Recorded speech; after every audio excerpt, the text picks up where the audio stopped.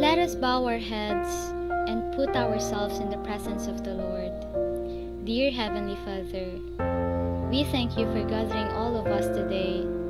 May you bestow your guidance and blessings so that we can enjoy and appreciate its significance in our lives. Bless everyone who are present here today, that each one of us may be able to share our knowledge, understanding, and wisdom for your glory and honor. May the various activities related to this event be a success through your intervention. We all ask of this in the mighty name of Jesus. Amen.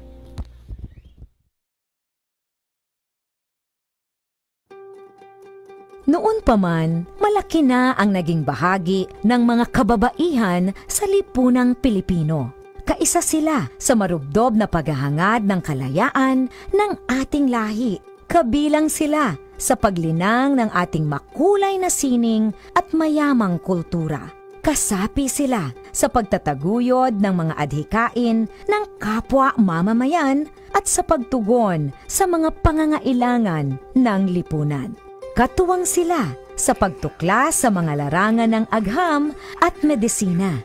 Kapanalig sila sa pagpapairal ng batas, karapatan at katarungan para sa lahat. Kabahagi sila sa paglilingkod sa bayan at sa pagpapanatili ng demokrasyang Pilipino. Sa paglipas ng panahon, hindi nagmaliw ang kanilang pag-ibig sa ating inang bayan. Mga kababayan, ito ang alay ng mga kababaihang Pilipino para sa bayan. Tumayo po tayong lahat at sabay-sabay nating awitin ang pambansang awit ng Pilipinas.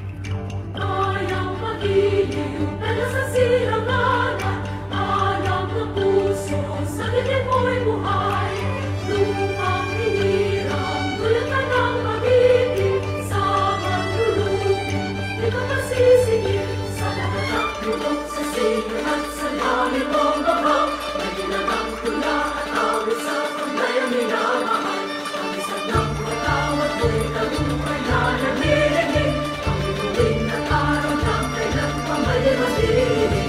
Lupa ng araw ng walhati pagsima, buhay ay langit sa piling mo. Ang higaya na pag ay makahamit, ang mamatay ng dahil sa'yo.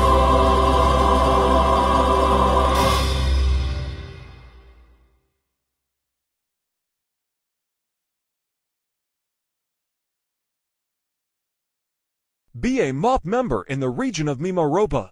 Join MOP, the Multimedia Arts Association of the Philippines, and be part of the first organization in the country that represents the various sectors of the multimedia industry.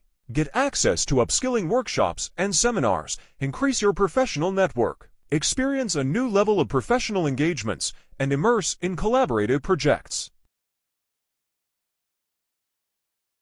Ready to join?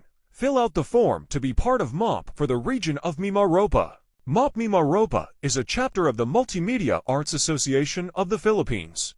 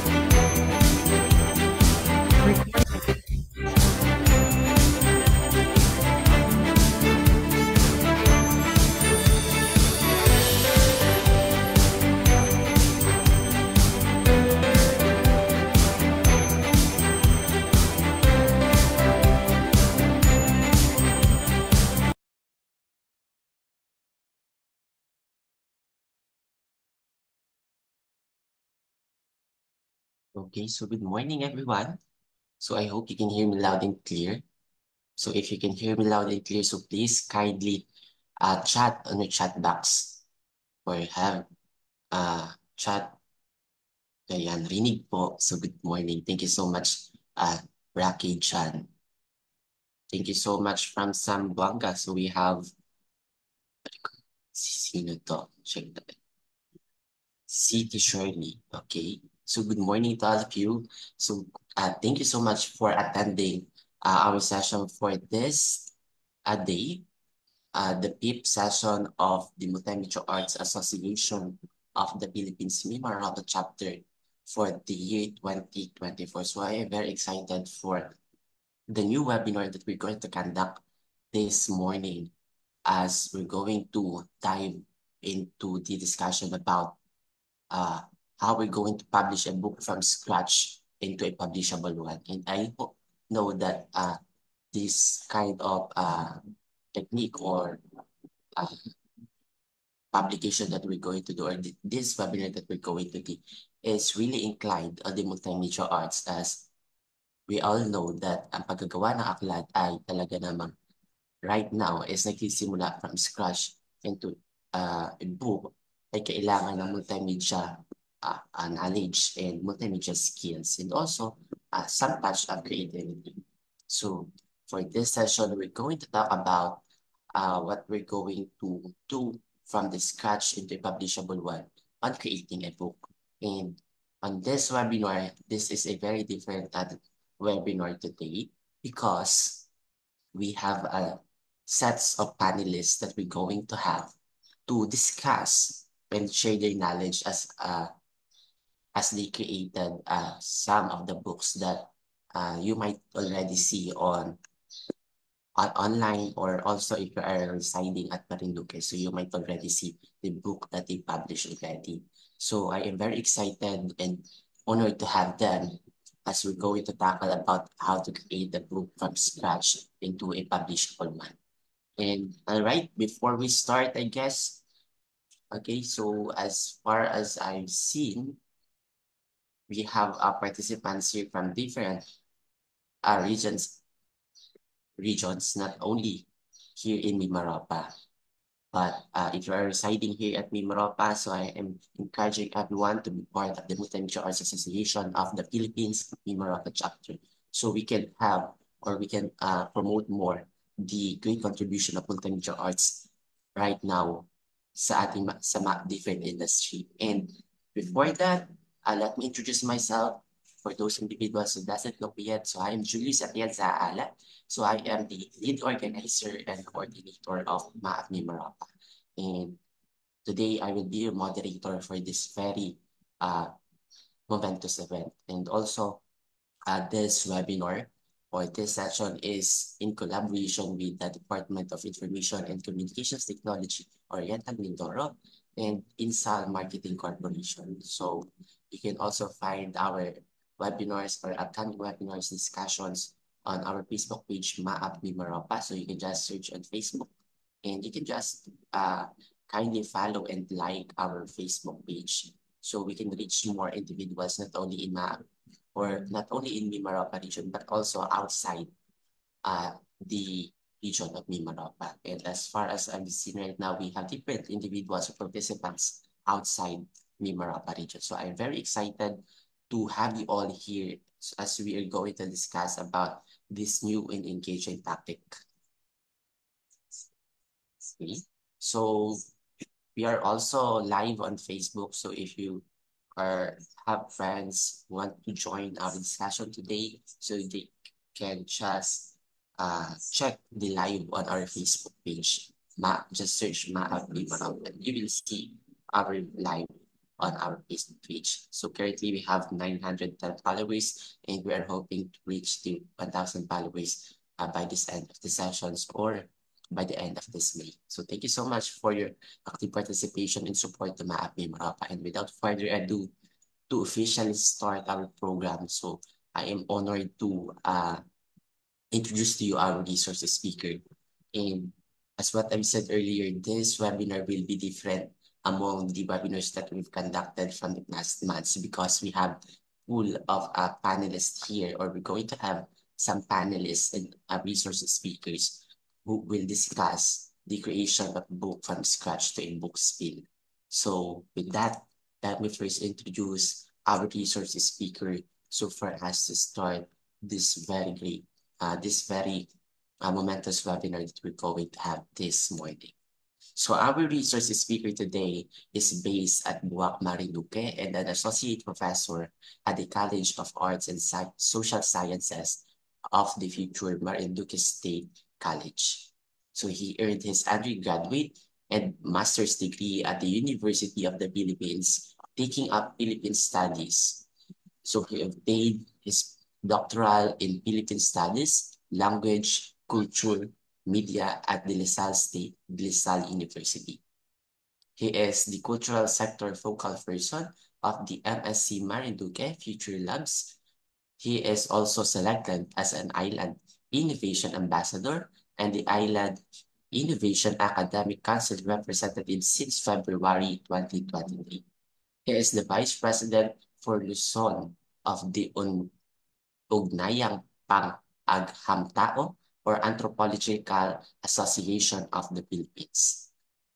Likewise, our resource speaker is the Secretary General of PAS, CHR, or the Philippine Association for the Study of Culture, History, and Religion.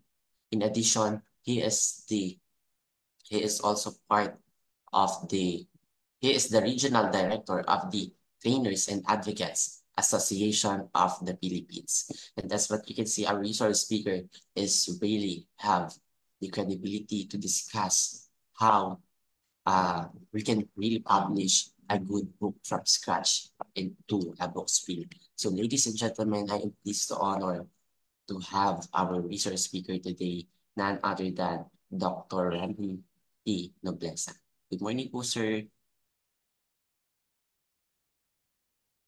Good morning, Julius, and to our MAP participants. So this Saturday, we'll be sharing our experience at Marinduque State College, in particular the Litera Club, because my co-panelists are members of the literary organization Litera Club. So they'll be introduced later.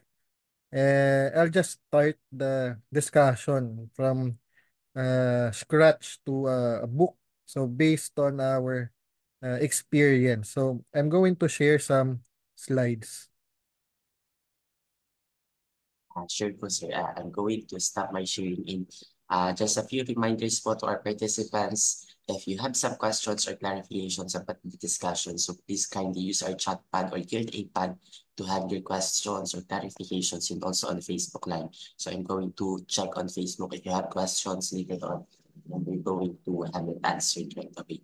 And also for the issuance of certificates, so you will need to comply the information form that we're going to send before the end of this webinar. So please kindly have the evaluation form to receive your e-certificate. So that's all po. So thank you so much, and I'm going to pass the floor to our research speaker. Thank you so much po, Dr. Randy.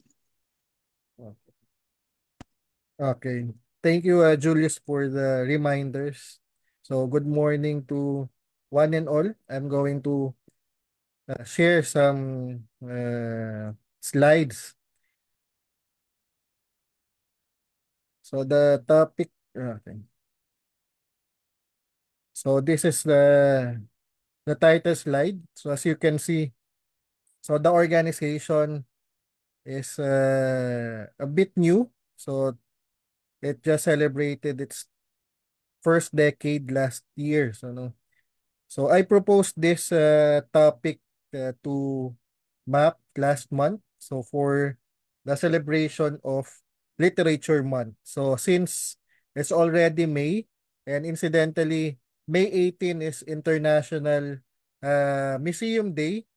So just the same, May is in celebration of National Heritage Month. So yung book publication, part pa rin naman yun ng pamana or heritage. So, di naman masyado matagal, just recent yung Literature Month. So we'll just talk about ideas and some practical tips on how to start your book project. So as experienced by our humble organization, Litera Club. So the story behind this is uh, I'm also an area coordinator of Book Nook Marinduque. But at the moment, I am the Island Innovation academic representative. So I used to be an island innovation ambassador while I'm still ongoing my sabbatical leave. Ano? So from February to May. So tapos na yun. So ngayon is meron akong extension for my sabbatical research from April up to September. So this is part of my deliverable. So thank you once again to our organization, MAP, and to Sir Julius. And of course to the members and officers of Litera Club. So moving on. So just a few background, historical overview of our organization. As introduced earlier, I am from the Future University in Marinduque. So used to be Marinduque State College. So we do have the legal mandate. There's already a Republic Act in the conversion of Marinduque State College. So I used to teach literature subject and also creative writing to BA English language students. So our college, College of Arts and Social Sciences, uh, used to be the School of Liberal Arts. And in the beginning, in 1995, when I was still in high school, so School of Arts and Sciences pa lang yung College of Arts and Social Sciences. So when I began my teaching career at MSc 2009, 15 years ago, so ano pa lang siya, School of Arts and Sciences. And from our classes in creative writing, nagkameron kami ng organization called Litera Club. So umunlad yun and nagkameron ng changes in the college. So from the School of Arts and Sciences, naging School of Liberal Arts, kaya naging SLA. And by June, I hope, fingers crossed, we'll be able to make use of our status sa university. Kaya nakalagay dito, Marinduque State University. So as I mentioned, 2013 nag-start and this year, plus one, ano? So 10 plus 1 years na ang Litera Club. So shout out sa mga estudyante natin who just finished their internship. So that's the reason why Miss Saet and Miss Estoya just undergone a 14-hour journey yesterday from Manila to Marinduque, pero usually 4 hours lang naman yun, yung biyahe from Manila to Lucena, then another 3 hours for the ferry kung tatawid kayo ng Marinduque. So moving on, these are my talking points. We're able to tell the story and the narrative of Litera Club and our transition to the MARSU Press, Marinduque State University Press. So by the way, yung Book Nook Marinduque is a brainchild of the National Book Development Board or NBDB. So sila yung nag-supply ng more than 1,500 books sa atin na Book Nook Marinduque. And if you want to become an author or a translator or an editor, you may also register free at cost. So NBDB. So National Book Development Board. And likewise, if you want to publish books, so if you want to be a registered publisher, you may also register as an enterprise at NBDB. So first subtopic is about my dissertation, Nagsasariling-araling Filipino.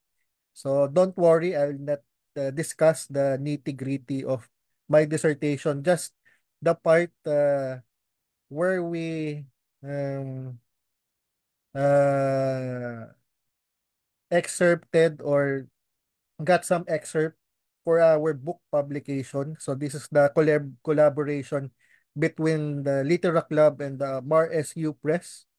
So that's the reason why Mr. Diana is also around later for the sharing of his firsthand experience in creating a book from scratch, from an idea. So we created the multi-volume book, Nagsasariling-araling Filipino, from my dissertation. So yung dissertation ko is from uh, three case studies in Luzon, in Visayas, and also in Mindanao. So more on that a bit later. So next topic is about the recent project. This is still a continuing project. So Marinduque Tagalog Dictionary. So if you don't know, Marinduque has a dialect, Marinduque Tagalog dialect. So it's a variation of Tagalog. So Tagalog that we speak in other Tagalog speaking provinces. So we decided to come up with a dictionary. And there's also an undergrad thesis uh, who collected terms from both Marinduque Tagalog East and Marinduque Tagalog West. So at the moment, there's also a graduate student who is pursuing a masteral degree at Mindoro State University. So his topic is about the similarities and the differences of the language structure of Marinduque Tagalog. So the next talking point is the Likai anthology. So this is particularly the output of my students, the creative writing students in the years after we came up with the anthology, literary folio anthology. So this is an update of the previous creative writing literary folio that we came up with last 2018. So in Likai was just published in 2023. So last year lang. And we also have upcoming books. So we have a book about the intangible cultural heritage called Putong in some parts of Marinduque, and for the most part, it would be Tubong. So if you visit Marinduque, you'll be welcomed by a Putong group. So you'll be the celebrant even if it's not your birthday, or if you're not a king or a queen, you'll be treated as a royalty if you're a visitor of Marinduque. And we also have a upcoming book about Morionan. So we understand in Quezon, in other parts of Mindoro, they have their practice of Centurion and Murion, but the birthplace of the intangible cultural heritage called Morionan is in Marinduque, in particular in the town of Mugpog. So if you visit Marinduque on Holy Week, so you'll be able to experience Morionan. So these are the penitents who has a sacred vow. So either they had a disease, or they are wishing for good luck. So that's why they have a promise. So every year, Holy Week, so they'd be donning the attire of a Roman soldier, or the most famous Roman soldier is Longhino or Longinus. So more on that in a bit. So moving on. So this is a sample program from Litera Club. So this was undertaken in 2014. So I used to teach this particular subject about literary criticism. And as mentioned, I'm handling creative writing courses in the School of Arts and Sciences. So it's a combination of literary criticism and creative writing. So there's a lecture before a workshop is undertaken. So this was organized in December 2013. So we used to have a speech laboratory. So named after a CHED Commissioner, Nenalyn Defensor. But at the moment, it's a new building altogether. So we used to conduct classes in that particular site, but at the moment it's under construction. It would be the administration building in the years to come, especially when we obtain the university status on or before June this year. So we used to have this kind of activity. So before creating a book, so we also have ideas, and those ideas uh, were would be generated from reading. So literary pieces and word literature. So we used to have different subjects in literature. So we have world literature and Philippine literature. And on top of that, we also have Anglo-American literature. We also have European literature and Afro-Asian literature. So yung katambal nun is not only to read but also to interpret and find our critique. So that's why we have the particular subject in literary criticism. And in creative writing, we discuss both prose and poetry. Kaya meron ditong short story. So we will not be able to discuss the longer forms like novel because it's an 18-week semester. So medyo maiksi lang. So this is during the time before the pandemic. Kaya kung ngayon to gagawin, lalong hindi matatapos because of this different session, yung mga online classes not particularly effective in teaching literature, but there's also a challenge. So this is the time before the pandemic.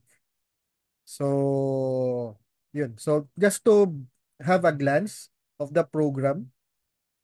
So si Miss Cherry Lugatok used to be my student. She's a former colleague. She used to teach in MSc, but now I think she is part of the Department of Education in a district in Cavite. So she her part is to have the welcome speech. So of course the program is organized by students, in particularly the Litera Club members. So they also have to introduce themselves. So later you'll get to know some of the contributors and officers and members of Litera Club. So the second part is to introduce different literary approaches and literary theories. So of course it's quite a handful. So we have to assign particular students. So it's like body system. So Miss Dea halimbawa used to be my student. I think she is now connected with the integrated high school. She's still teaching while Miss Camille I think is part of the BPO industry. So, yun. She used to be my student and still in the gig economy. So, BPO, no, call center. So, the other part of the Introduction to Literary Criticism is about poetry. So if Dea and Miss Camille handle short story, Miss Noni Jean Mayores and Miss Graciel Ritardo took part in discussing literary approaches in poetry. So just imagine, no? So hindi ka lang magbabasa ng short story or ng poetry, but you also have to interpret and make your critique. So this is in preparation for the workshop. Ano? So the idea is the end product of the Litera Club is to come up with publication or anthology or literary folio. But before you come up with something like that, like books or reading materials, so you need to undergo the process of a workshop. Ano? So a writing workshop, a creative writing workshop. And before you have a workshop, so syempre kailangan ng mga literary pieces of original work. So it's not plagiarized, so it's not generated by AI. So noon naman pen and paper lang tayo, no? So even yung mga literary folio natin or anthology, ano yan, DIY, do it yourself. So mano-mano. So hindi pa siya automated katulad ngayon. So yun, we will start with ideas and talking points so that students would be inspired and write something. And if they are contented with what they wrote, so they subject it to workshop, to criticism. So it's not about the writer or the author. It's about the work, the literary piece. So we don't take it personally. So it's not about ano yung maganda o ano yung hindi maganda. So it's about how to improve and how to get it published. So before we join literary competition or contest or even have our work published in journals or in anthologies, so ito yung platform that our students and our members and officers had. So that's the reason why we'd like to continue and proceed with Litera Club kasi it's important even in the time of technology and AI. So the third part is the workshop. Ano? So parang ano yan, audition. If you want to be a star or a celebrity or a sensation, so you need to apply before you become a member. So you'd be judged based on your output or your writing abilities. But you don't start na magaling. So you start with that kind of interest. And if interested ka talaga, so you'll try hard. So to improve. That's why we have workshop. And para manageable, siya, parallel session. So sabay-sabay, sabay yung short story tsaka yung poetry. So we used to conduct this activity as simple as possible. So hindi pa ganun ka-complex or ka-complicated nung panahon na yun. And after that, so of course we had to meet. So hindi lang naman creative writing or literary criticism yung subject ng mga estudyante, meron din silang ibang literary subject o meron din silang major courses or non-major na mga subjects. So this was facilitated by Miss Crystal May Uy. So sila yung batch na, so I think pangalawa o pangatlong batch ng AB English. So hindi pa English Language Study. So ano pa siya? ABE. So hindi pa BAELS. Tapos wala pang BICAED, wala pang Bachelor in Culture Arts Education. So you later find out and discover the composition of the literary organization. So we used to have mostly BA English and some BA Communication students. So ngayon nag-improve naman. O I'd like to believe na nag-improve naman yun ginagawa natin. Okay? So, moving on. So, ito na yung output. Ano? So, ito na yung pwedeng libro. So, syempre, hindi naman isang libro lang. Ano? So, maraming libro. So, last Holy Week or prior to the Holy Week, so from March 18 to 31, so 1 week prior to Holy Week and 1 week after the Holy Week, so nagkameron ng expo for creative sectors in the Moriones Arena. So if you go to Marinduque during the Holy Week, di marami doon mga stall, and meron stall na nilaan para sa creative industry, and one of the sectors is publication and printing services. So yun, may pwesto ang Litera Club. So you'd notice yung logo na ginagamit, that's the updated version. But in 2018, yan, medyo minimalist yung Litera Club. So from uh, SAS to SLA to MSC Litera Club, and later on yun, MarSU Press na siya. So from 2013 to 2014. So this is done by my interns at the Book Nook Marinduque. So nado sila sa MSC Extramural Study Center sa Mugpog. So if you go to Marinduque via Balanacan Port, so yan yung unang-unang makikita nyo. So kasi main campus ng MSC sa Buwak. So the capital town of Marinduque. But if you ride the ferry from Lucena, so you'll be drop off to Balanacan. Although meron pang ibang port like in Buyabod Port and also in Kawit Port. So yung Buyabod sa Santa Cruz, yung Kawit in Buwak. Yung Balanacan, it's in Mugpog. And itong mga puno na to, on the cover, is the actual na mga puno. Hopefully, hindi siya daanan ng road widening para hindi siya maputol. Pero yan yung mismo makikita sa MSC Buwak campus. I mean MSC Mugpog campus rather.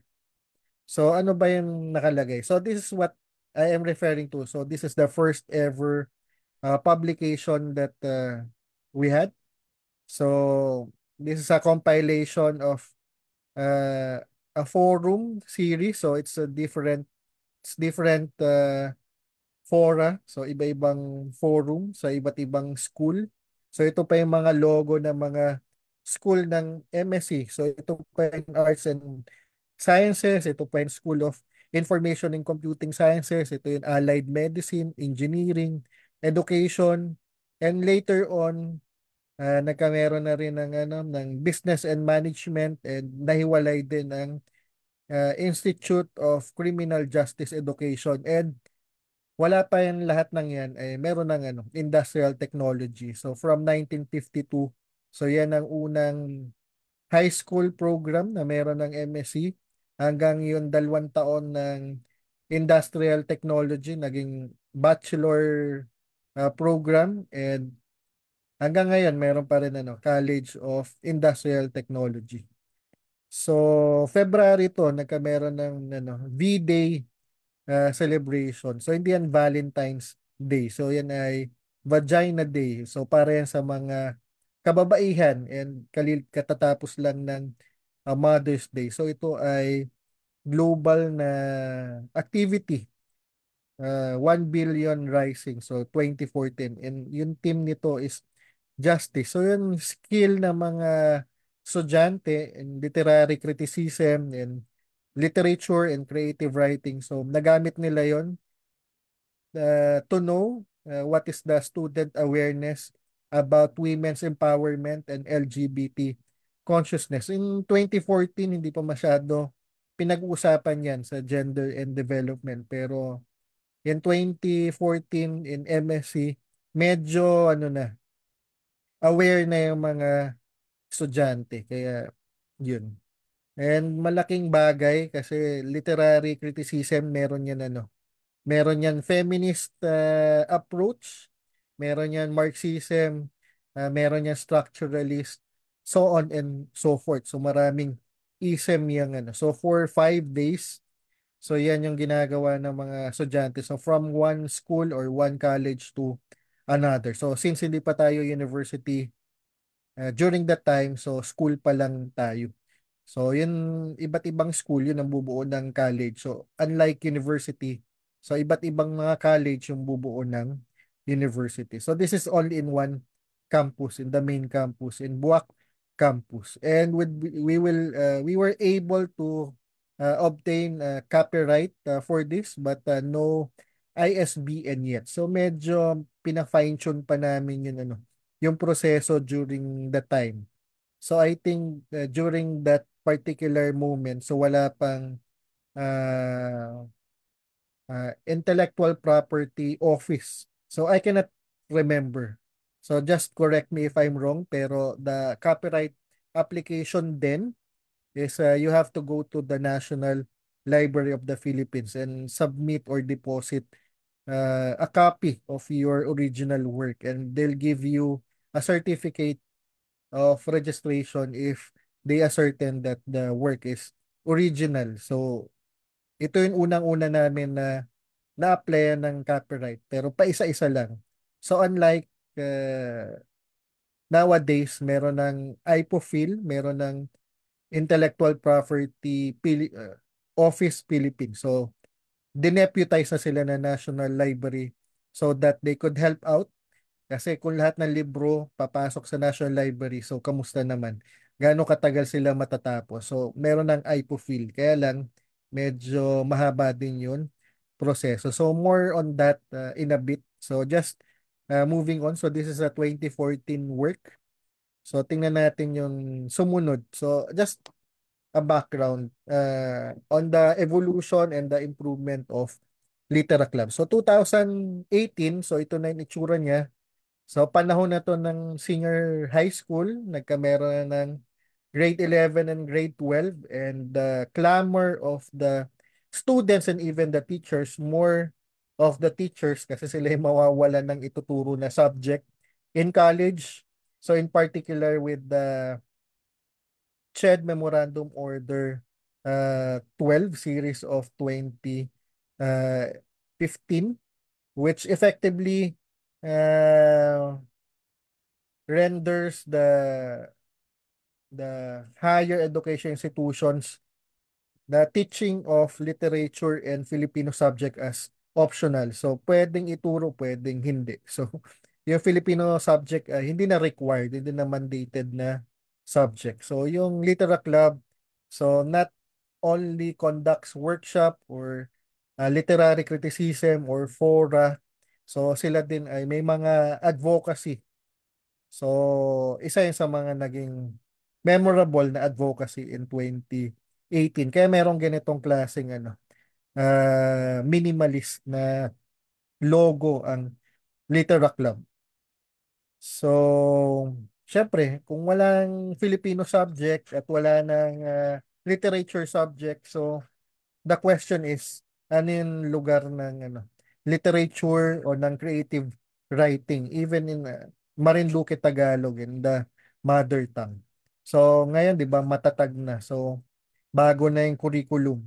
Yung dating grade 1 to 3 na mother tongue-based multilingual education, effectively integrated na. So, hindi na siya standalone na mga subject. So, it raises a lot of concerns about the future and the state of the art of literature in the country. Kasi kung English na lang lahat, di ano yun, English literature in the Philippines. So, hindi na siya Philippine literature. So, that sort of thing that you have to look at various perspective. Okay? So, moving on. So, this is the last or the most recent publication of Litera Club. So, malapit na tayong mag-transition. So, you'd learn from School of Arts and Sciences up to liberal arts. So in 2014, so pa forum lang tayo, pa V-Day lang tayo. In 2018, nagkameron na tayo ng mga advocacy as serious as CHED Memo 20 series of 20 So in 2023, so meron na tayong idea ng creative industries. So in preparation for the Likai Culture and Arts Festival, so nag-produce din tayo ng literary folio kasi yung huling literary folio is in 2018 as mentioned. So naglabas ng Balangay and Malikain ang Litera Club. So after nun,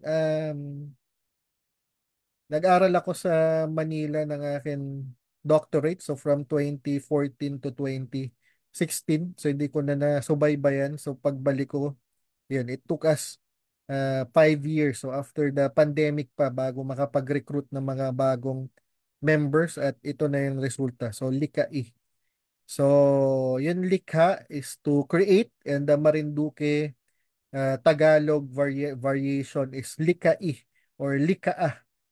So of course, meron pang Likai Arts and Culture Festival na we also support because that's part of the creative industries. So last November so pero ito ay a bit earlier. So about August or September. So yung September kasi ang Creative Industries Month. So kapapasa lang ng Philippine Creative Industries Development Act. So 2023. So to celebrate that, so nag-produce tayo ng literary folio. So ang subtitle nga nito ay Iriman din ay sining ng Marinduque. So hindi masyadong na-highlight yung literary arts ng Marinduque. That's why merong ganitong klaseng literary folio. So if you want to know more, so merong official Facebook page ang Litera Club. So yun pa rin ang gamit nila since 2018. So nabigyan tayo ng admin privileges. So na-update na yan kahit yung mga estudyante natin ay part na ng freelancers organization. They are organized and yun iba ay nasa teaching din dati and most of them are in other professions. So various din yung kanilang napuntahan. Okay, so ito yung isang talking point. So medyo mabilis na lang din kasi nabanggit ko na ito. So ito yung cover na ginawa ni Miss Saet by hand. So nagano lang kami back and forth nito. Tapos yung initial na concept ng knowledge production. So literally it's the work of the brain, it's not the work of the body. Pero there should be a balance kaya meron diyan kamay So iba yung font na nagsasarili at Araling Pilipino. So as mentioned, this is my dissertation in 2016. So from LaSalle. So I took some considerable time in crafting yung mga case study at Center for Kapampangan Studies. So meron silang museum doon, meron silang study center, meron silang mga publication, meron silang journal and a magazine. So, yun ang isang inspiration ng autonomous Philippine studies. So, in Filipino, nagsasariling araling Pilipino. And in Visayas, meron tayong Cebuano Studies. Meron silang certificate and diploma course in heritage and also in Cebuano language. So the first ever study center in the Philippines, So it was founded in 1975 by no less than the national artist for literature, the national artist Resil Mujares. And finally in Mindanao, initially meron akong site doon kasi meron din UP Mindanao. So the former chancellor Ricky Sir Ricky de Ungria. So meron siyang libro na Mindanao Studies Consortium Foundation Incorporated, but in the later uh, part of my dissertation. So I decided to pursue yung MICD instead of the MSc FI. So yun, MICD is Mindanaon Initiative for Cultural Dialogue. So one in Luzon, one in Visayas, and one in Mindanao. So tatlong volume itong nagsasariling araling Pilipino.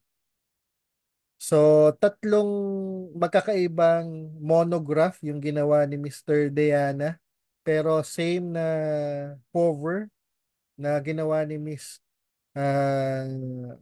Saet and nirender sa computer ni Miss Estoya. So meron separate na concept yung CKS, yung CSC, tsaka yung MICD.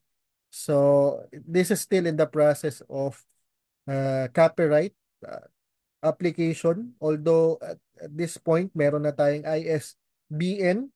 So for ease of searching, para sa mga search engine, para pag sinearch yung nagsasariling araling Pilipino or the author's name or the topic or subject, masasearch siya, searchable siya. So yun, tatlong libro to based on the chapters of my dissertation. So if you prefer later on in your career, so kung nag-graduate kayo at gusto nyong mag-pursue ng postgraduate degree, so yung mga chapter ng inyong libro pwedeng maging chapter ng inyong thesis o ng inyong dissertation, pwedeng maging libro. Kagaya nito, nagsasariling-ariling Filipino. So you might ask, so bakit parang self-serving, so ipapublish mo yung sarili mo. So may points ba yan sa academe? So for the last 135 years, so sabi nga ni Adam David ng Better Living Through Xeroxography o BLTX. So simula pa nung panahon ni Jose Rizal, self-published din naman yung kanilang mga libro. Pero at this point, di marami ng publisher and marami na rin mga author. So pinagpapatuloy lang natin yung proud tradition ng DIY o do-it-yourself publishing. Pero it's not about an individual o isang author lang. So meron din naman ibang pinapublish itong More SU Press. So hindi lang ako. So nakikisabay lang ako kasi hindi naman ito ipapublish ng MSc lang. So ipapublish to ng Center for Philippine Studies ng Polytechnic University of the Philippines. So sila yon merong repository, online na repository. And meron din tayong upcoming na book na para naman sa aklatang bayan ng sentro ng wikang Filipino ng UP. Ang kailangan nila ay book ready or publication ready na publication na libro. So from the concept, from the cover to the contents hanggang sa layout and book design. So might as well tayo na yun mag-design nito kung kaya naman natin. So that's why I had Mr. Diana, Miss Estoya, and Miss Saet to help me out. Kasi hindi naman ito individual na enterprise. Okay. So previously, ito yung next na talking points. So kasabay doon sa bulk application natin. So yun nasa kaliwa. So sa undergrad thesis by a couple of Bachelor of Culture Arts Education students. So si Mr. Diana din ang tumulong na mag-layout saka mag-design ng cover na based sa painting ni Anto Monteagudo. So makikita nyo doon sa detalye ng book cover.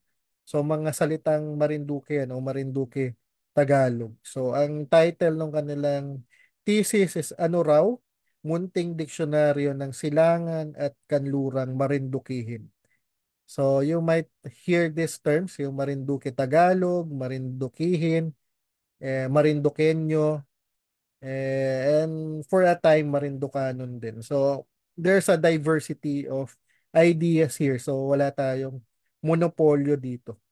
So nakikita nyo din yung Muryon dun sa cover. So yan yung cover ni Mr. Liwanagan and Miss Rabi sa kanilang output galing sa thesis. So shout out sa mga bikaid natin ng mga students who will undergo the scrutiny of the panel by Tuesday sa thesis defense nila. So meron din akong mga mentee tsaka mga advice tungkol sa separation ng Marinduque tsaka Quezon province.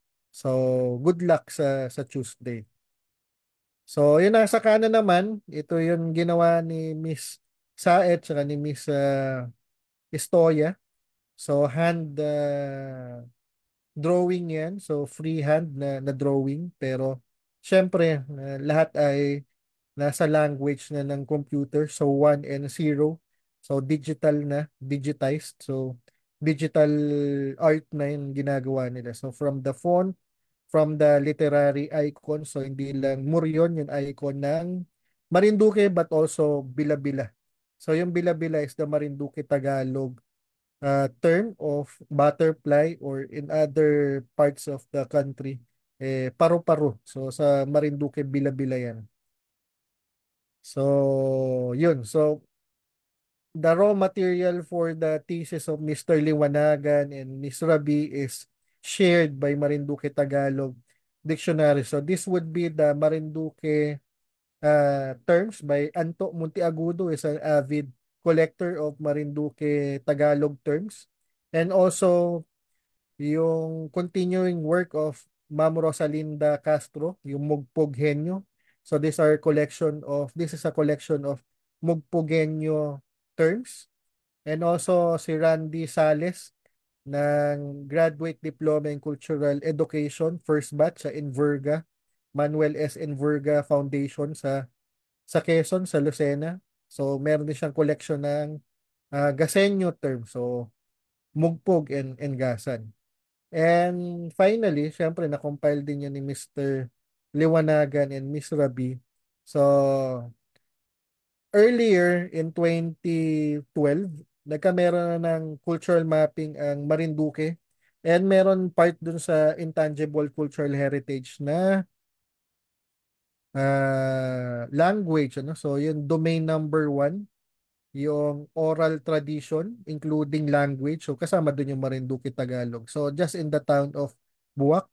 So facilitated by the UST Center for Conservation of Cultural Properties in the Tropic. Kasi, di ba? Sabi nga ng BINI, ang Pilipinas ay pantropiko. So tropic country, tropical country ang Pilipinas. So, don't worry dun sa attendance. So, ipopost siya ni Sir Julius later and the evaluation so that you could get the certificate. So, malapit na rin ako matapos. Second na to dun sa aking talking points. So, ang last na talking points ko ay yun tungkol sa upcoming na publication. So, at the moment, wala pa tayong libro maliban sa libro ni Monsignor Rolly Oliverio tungkol sa Murion. So if ever ito pa lang yung kasunod na libro about the Murionan tradition.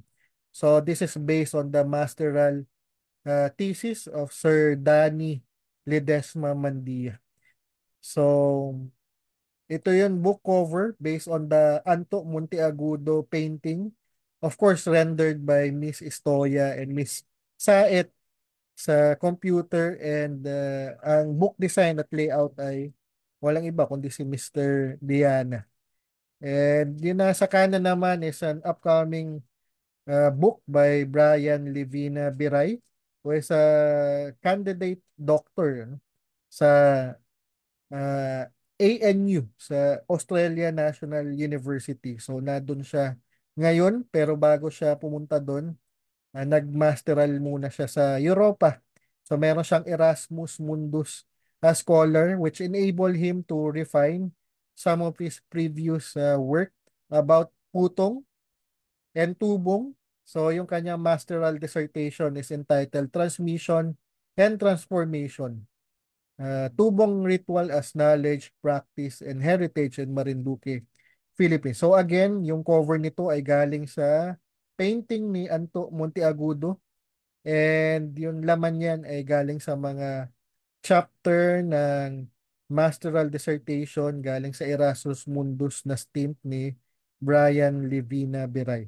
By the way, by Monday, May 20, merong webinar ang National Museum in Buwak, Romblon area. No? So area museum yan ng National Museum. So nasa Buwak yan. So meron yan online na component kagaya nito, may webinar, and meron din yan on-site na component na merong demo ng tubong, yung magic putong ng mga taga-gasan, in particular in Bangbang. So meron silang infinite na string na hinuhugot. So crepe paper na hindi nauubos galing sa bibig ng magpuputong. So very interesting. So if you're up to this, so by Monday meron yang webinar. So in celebration of Heritage Month in the month of May. So almost done. So ano na lang to, mga update na lang. So before, I used to be the director of MSC Sentro ng Wika at Kultura. So we collaborated with the MSC Sentro ng Wika at Kultura and of course Litera Club and the MARSU Press to come up with a podcast. So meron tayong podcast dito. So about the Creative Expo, as mentioned noong March 18 to 31, nagkameron tayo ng Creative Expo sa Morianes Arena, and ang feature natin doon are book publication from the Litera Club, and yun na pakita ko sa inyo ng mga publication, yung Nagsasariling-Araling Filipino, yung Likai, although wala pa noon yung Putong tsaka yung Morionan, pero the rest ay matatagpuan doon sa MARSU catalog. So if you're interested, meron yan community page Facebook, so you might as well check it out for later reference. So if you want to hear more about the Litera Club, so sabi ko nga podcast.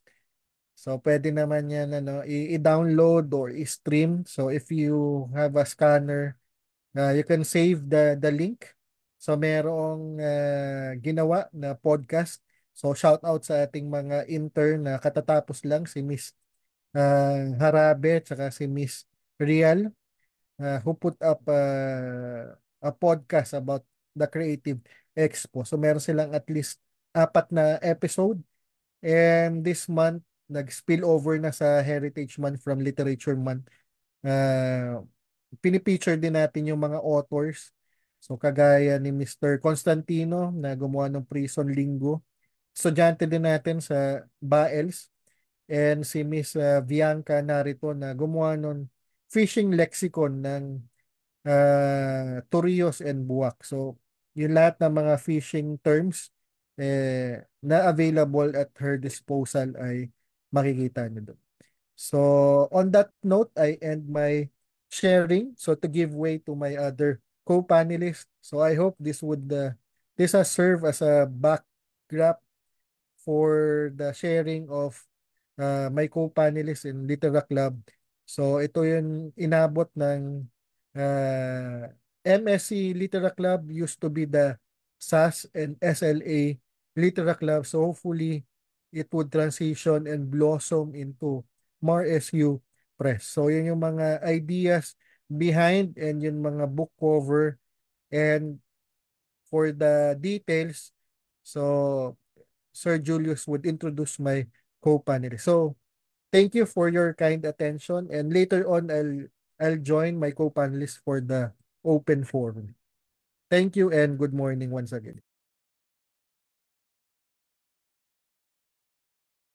So thank you so much for that very insightful discussion, Dr. Randy, on how to create a book from scratch to book skill. So as far as I've seen, so there are really a lot of books that na-publish na talaga ng Litera Club, and also the other organizations that you're working on. In as what Sir Randy said, on creating a book, it should be a passion hindi lang yung marunong kang gumawa, but you should have the passion. And also, seeing the discussion of Sir Randy, I hope that our participants learned or discovered new things on the importance of the creation of books. So as what we've seen right now, so we are going digitally, in the books or the creation of literary folios or the creative writing is really ay nalilimutan na or hindi na masyado napagtutuunan. But as we are also the multimedia arts associations, we are also having or combining the technology and creative writing in order to provide a new book and create a new book through the use of technology and the creative writing itself. So it is really important for us to have the awareness on combining the technology and the natural resources that we have. So I hope that our participants discovered or inspired on the books that the Litera Club published and yung mga nagawa ni Dr. Randy. So napakaganda. And as what we've seen on our chat pad from Maricel, ang galing po, kaganda ng mga aklat na po. Yes. As far as I've seen kanina, makikita ko yung mga cover, yung mga cover na aklat. So it is really amazing to see those book covers. Napakaganda and napaka-creative talaga. And later on this session, we're going to talk about paano nga ba nabubuo yung mga cover ng aklat na yun and how they transfer those ideas from a sketch into publishable one na nakikita natin online or on our screens. But before we go to our second discussions, let us have a short break, I guess. So to our participants to replenish yourself and to hydrate yourself. So we will be back for, I guess, 10:25. So just kindly stretch out, drink some water, or have some quick break, and we will be back at 10:25.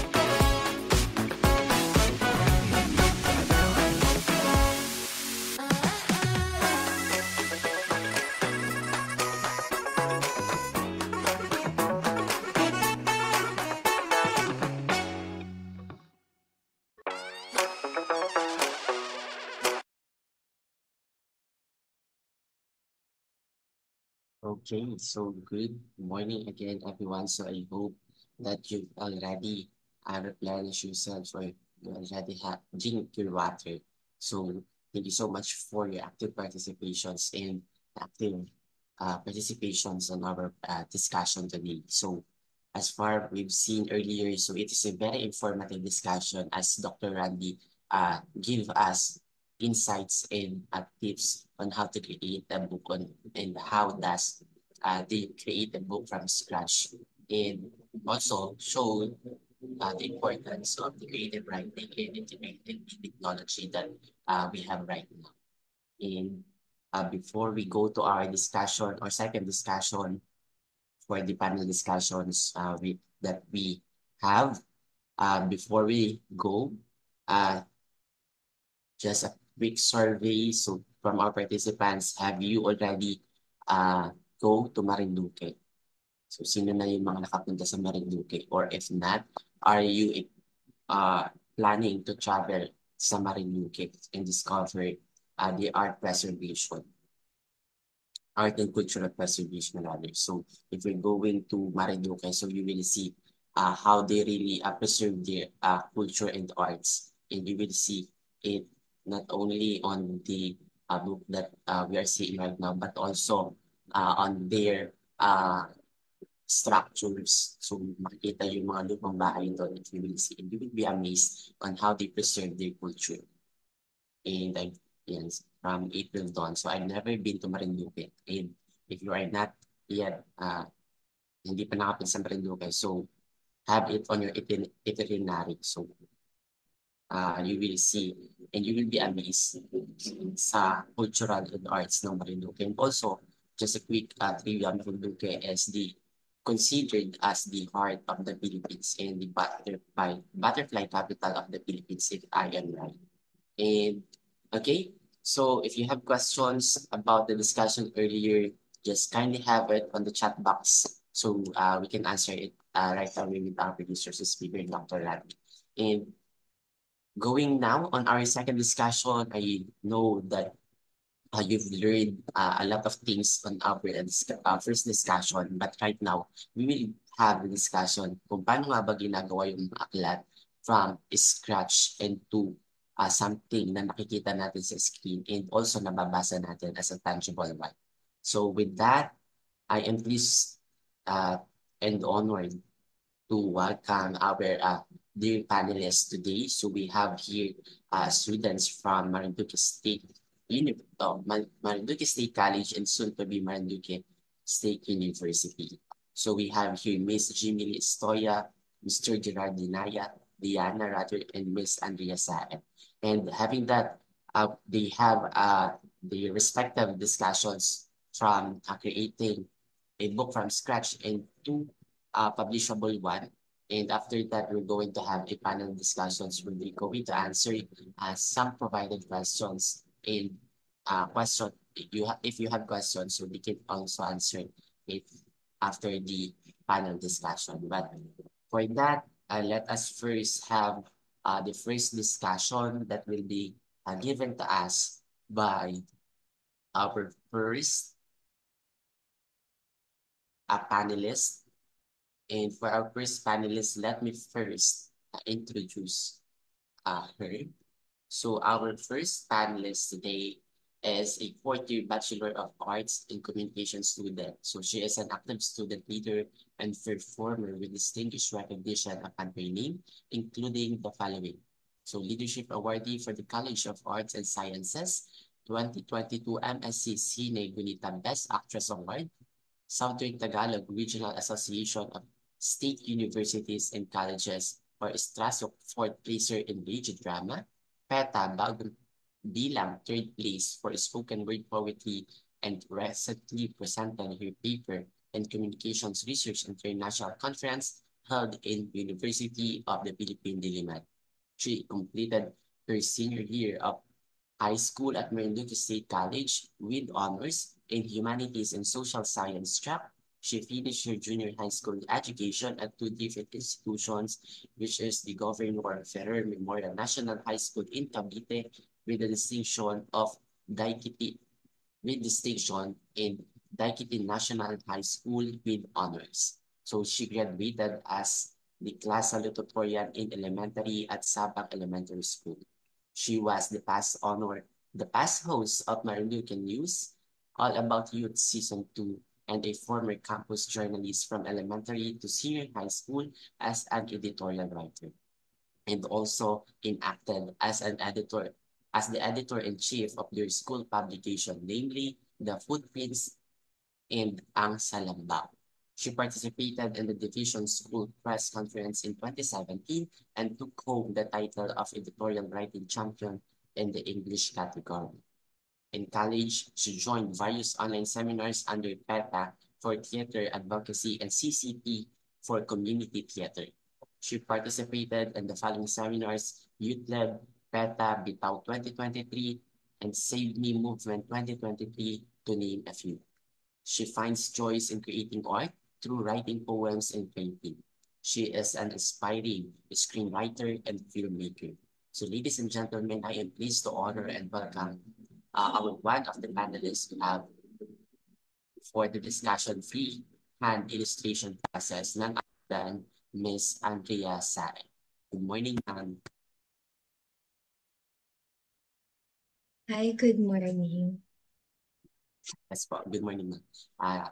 Yes, I'm going to give the floor to you to have a discussion about a freehand illustration process. So to our participants, Ms. Saed will discuss to you how does a book created from scratch. So paano ba yung mga tips and tricks na pwede niya maibigay sa inyo if you're going to create a book. So I'm going to give the floor to Ms. Saed. So you have now the floor. Ayan, so thank you. Ano ko lang po yung presentation ko.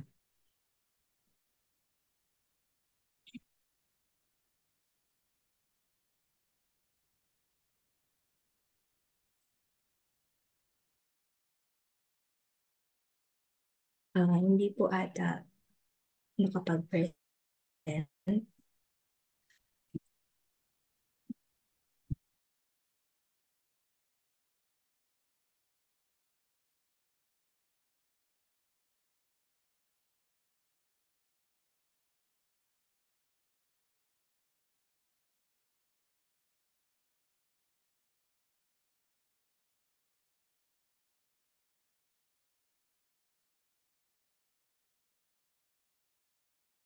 Sorry for that.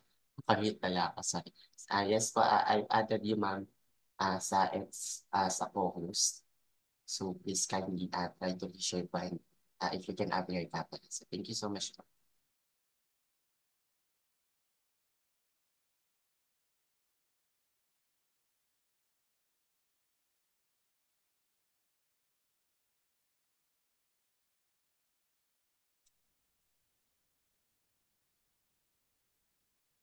Ayan, so hi, good morning. I am Andrea. And today I'm going to present Guhit Kamay amidst ng digitalisasyon at artificial intelligence.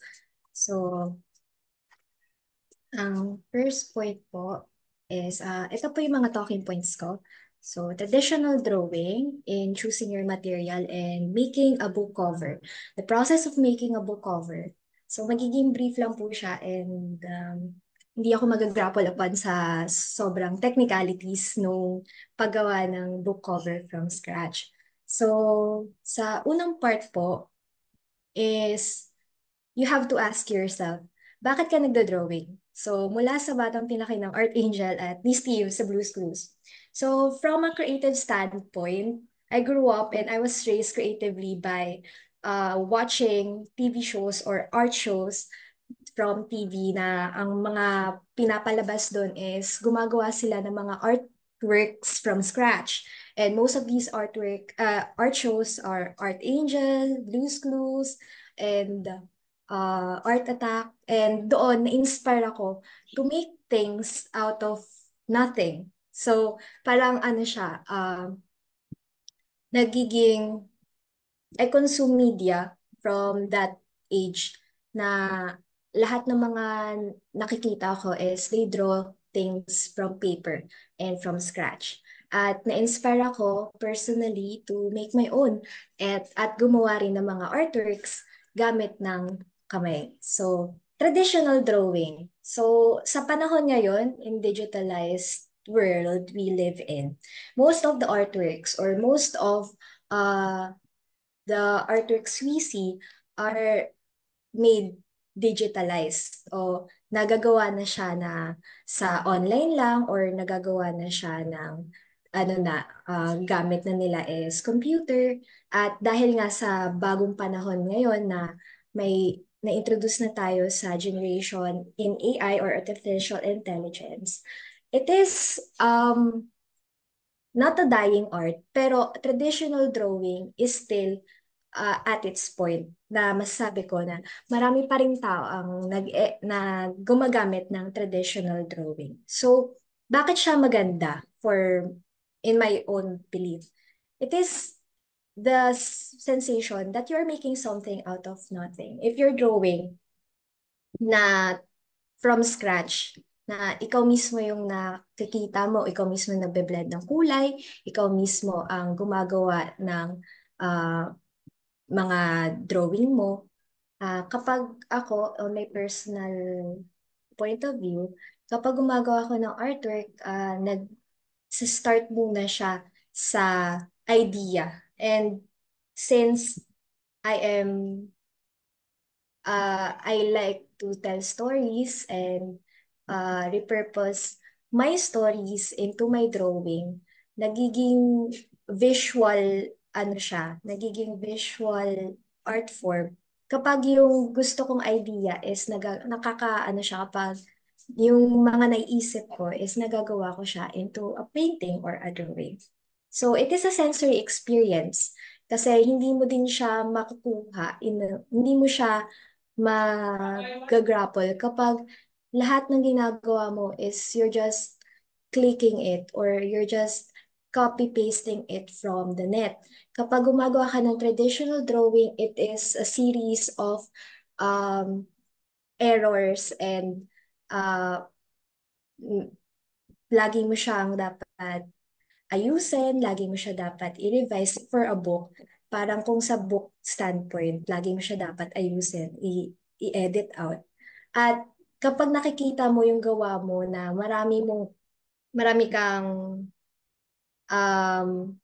in a way, lapses, nagiging siya, iba pa rin yung feeling kapag nakikita mo or na gagamay mo sa kamay mo ang mga nagagawa mo or mga drawing mo. So, it is a reincarnation of papers as I like to say it. Kasi kapag gumagawa ka ng traditional drawing, papel ang gamit mo madalas. At ang papel sa perspective ko ay nabubuhay ulit kapag ginagawa mo siyang artwork. At yun, reincarnation of papers. So next is ano ba ang material mo at kahalagahan ng identity sa iyong ginagawa. So materials, ano ba yung materials na gamit mo? So you have to ask yourself if you were to dive into this type of art form, ano ang gusto mong gamitin? So in my personal view, nag-transition ang paggawa ko sa unang paggamit ko ng crayons o Crayola crayons na nag-transition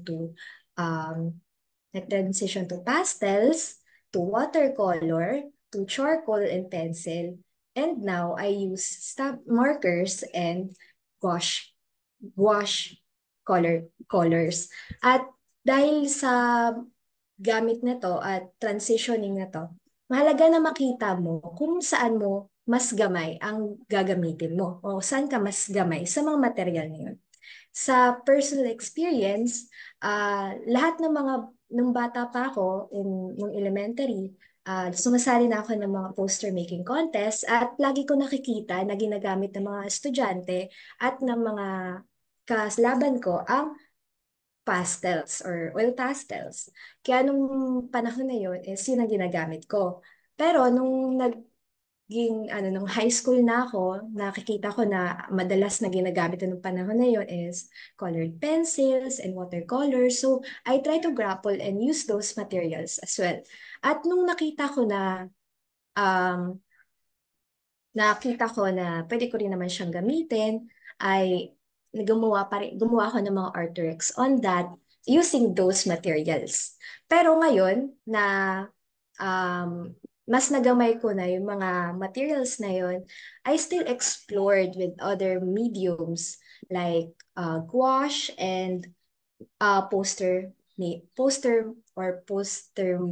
colors or Posca markers. Kasi yun yung maganda sa pagiging artist or traditional artist. You can skip from different mediums to one another.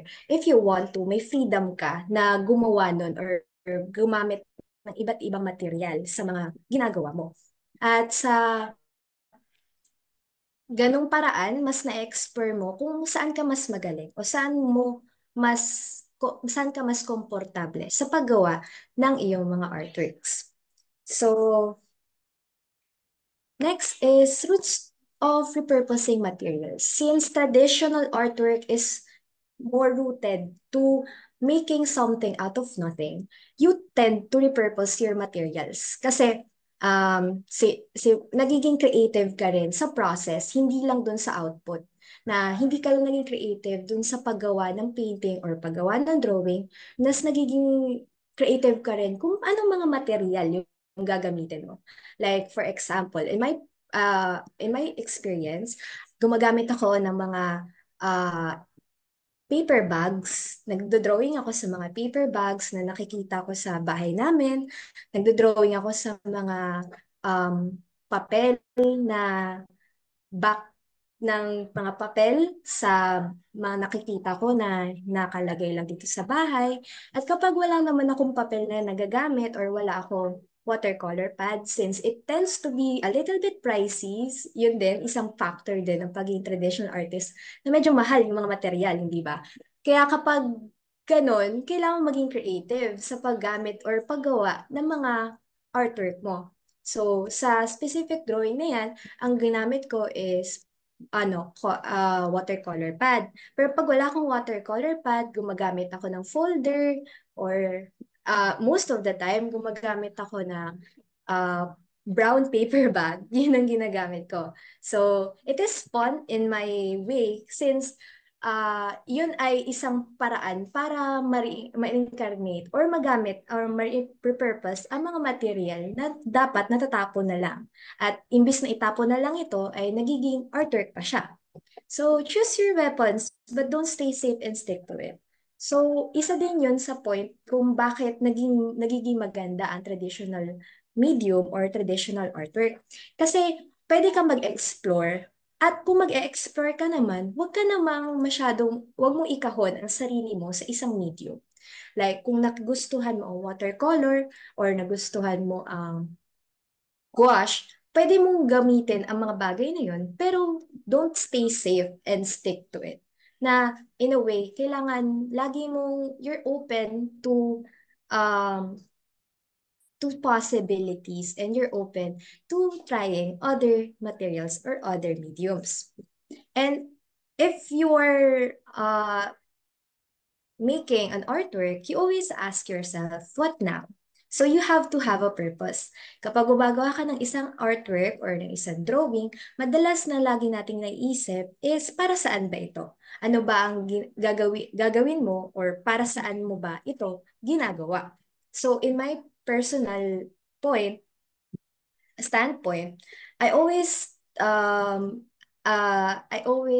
attack this type of artworks with a purpose in mind. Kapag gumagawa ko ng isang drawing, lagi kong naiisip kung bakit ko ba siya gagawin o ano ba ang purpose ko or ano ang gusto kong mangyari out of that drawing. Most of the time, nagdo-drawing ako para sa mga kaibigan. Nagdo-drawing ako para sa pamilya at nagdo-drawing ako para ibigay ito sa ibang tao. Kasi madalas ang mga nagagawa kong drawing ay ginagawa kong regalo sa kanila. Kaya nagdo-drawing ako para ibigay sa mga birthday nila o kaya naman naggagawa ko ng drawing for commission, naggagawa ko ng drawing for the sake of making art itself. At yun ang madalas kong naiisip kapag gumagawa ka ng isang drawing. Pero most of the time, I draw just for the pleasure of it. At lagi kong naiisip na kapag nagdo-drawing ka, it feels light. It feels like you're doing something. Na kapag on your free time, gusto mo lang na mag-stress reliever, you draw something on a piece of paper, and you feel better about yourself. Or in that case, para sa akin lang naman.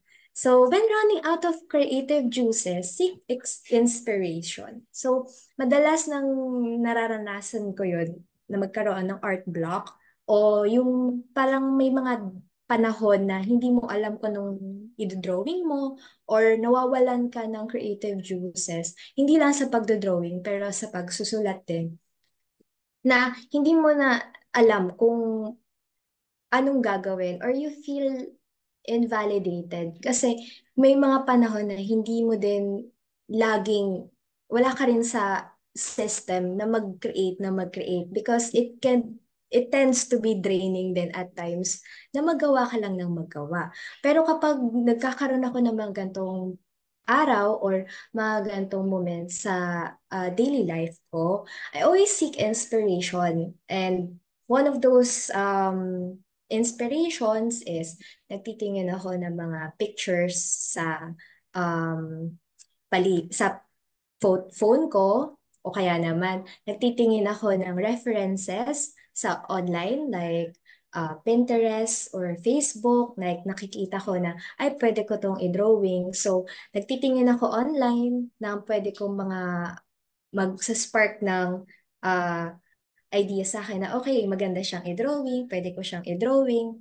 And kapag nagtitingin din ako sa paligid ko, you can also seek inspiration with your surroundings. Like, katulad na lang dito sa probinsya, napapaligiran kami ng halaman, ng dagat, at ng kalikasan. Kaya kapag nawawalan ako ng creative juices, I just look outside. I just go outside and look at my surroundings. At nagkakaroon ako ng inspiration na, okay, maganda tong sunset. So, painting natin. Maganda tong puno na to. Pwede natin siyang i-drawing. O kaya naman, may pagkakataon na nagsisik ako ng inspiration pag nanonood ako ng mga movies, like Studio Ghibli films. So, nagtitingin ako ng mga screen caps doon at ginagawa ko siyang drawing.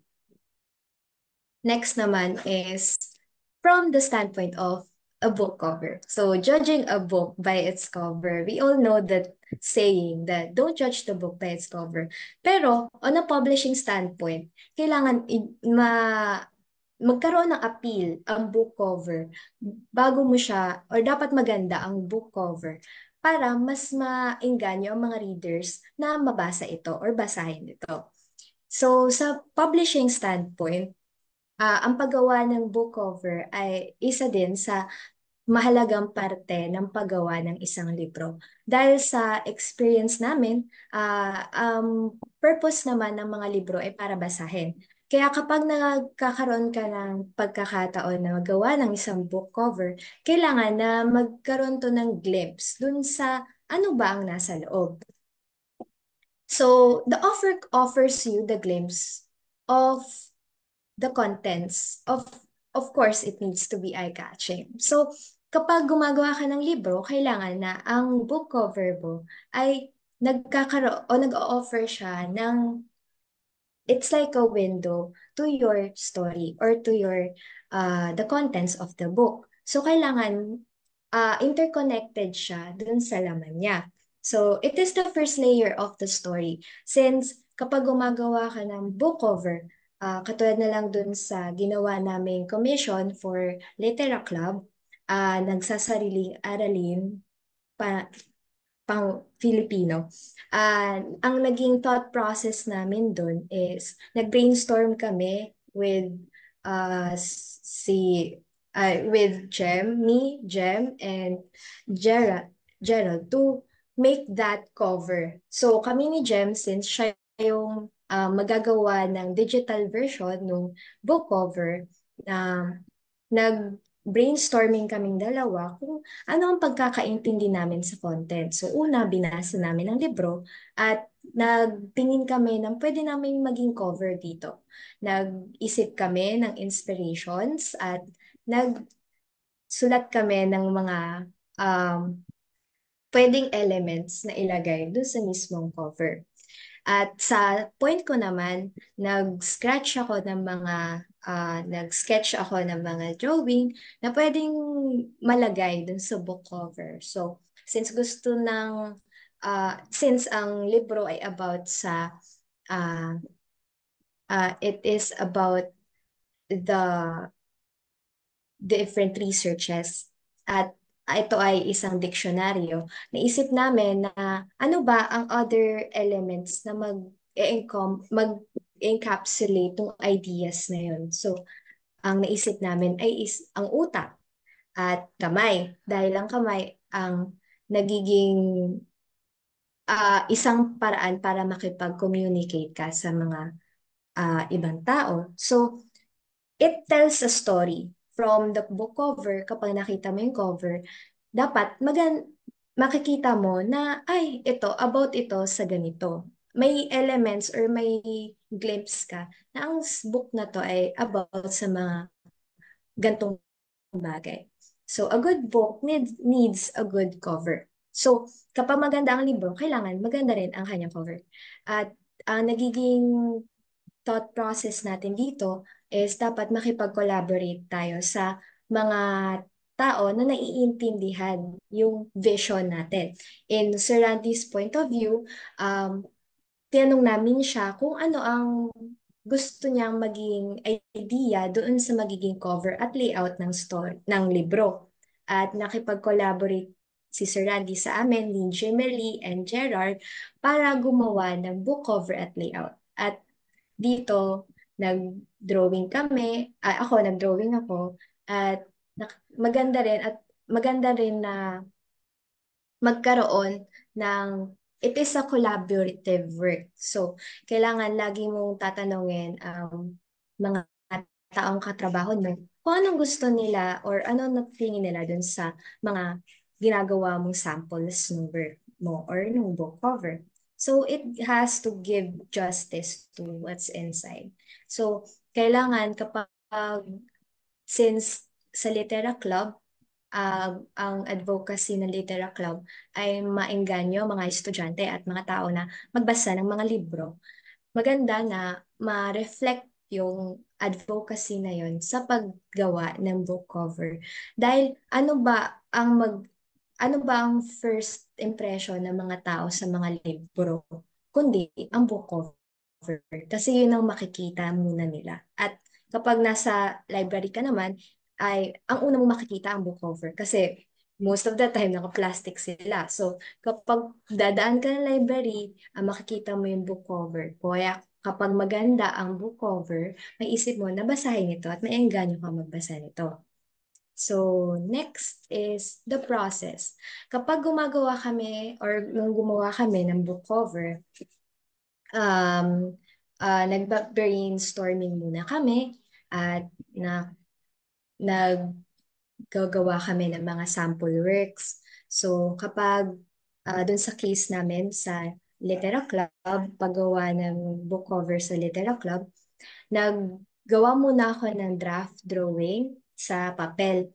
At yung mga draft drawings na yon is in-scan ni Gemily na tapos sinend namin kay Sir Randy.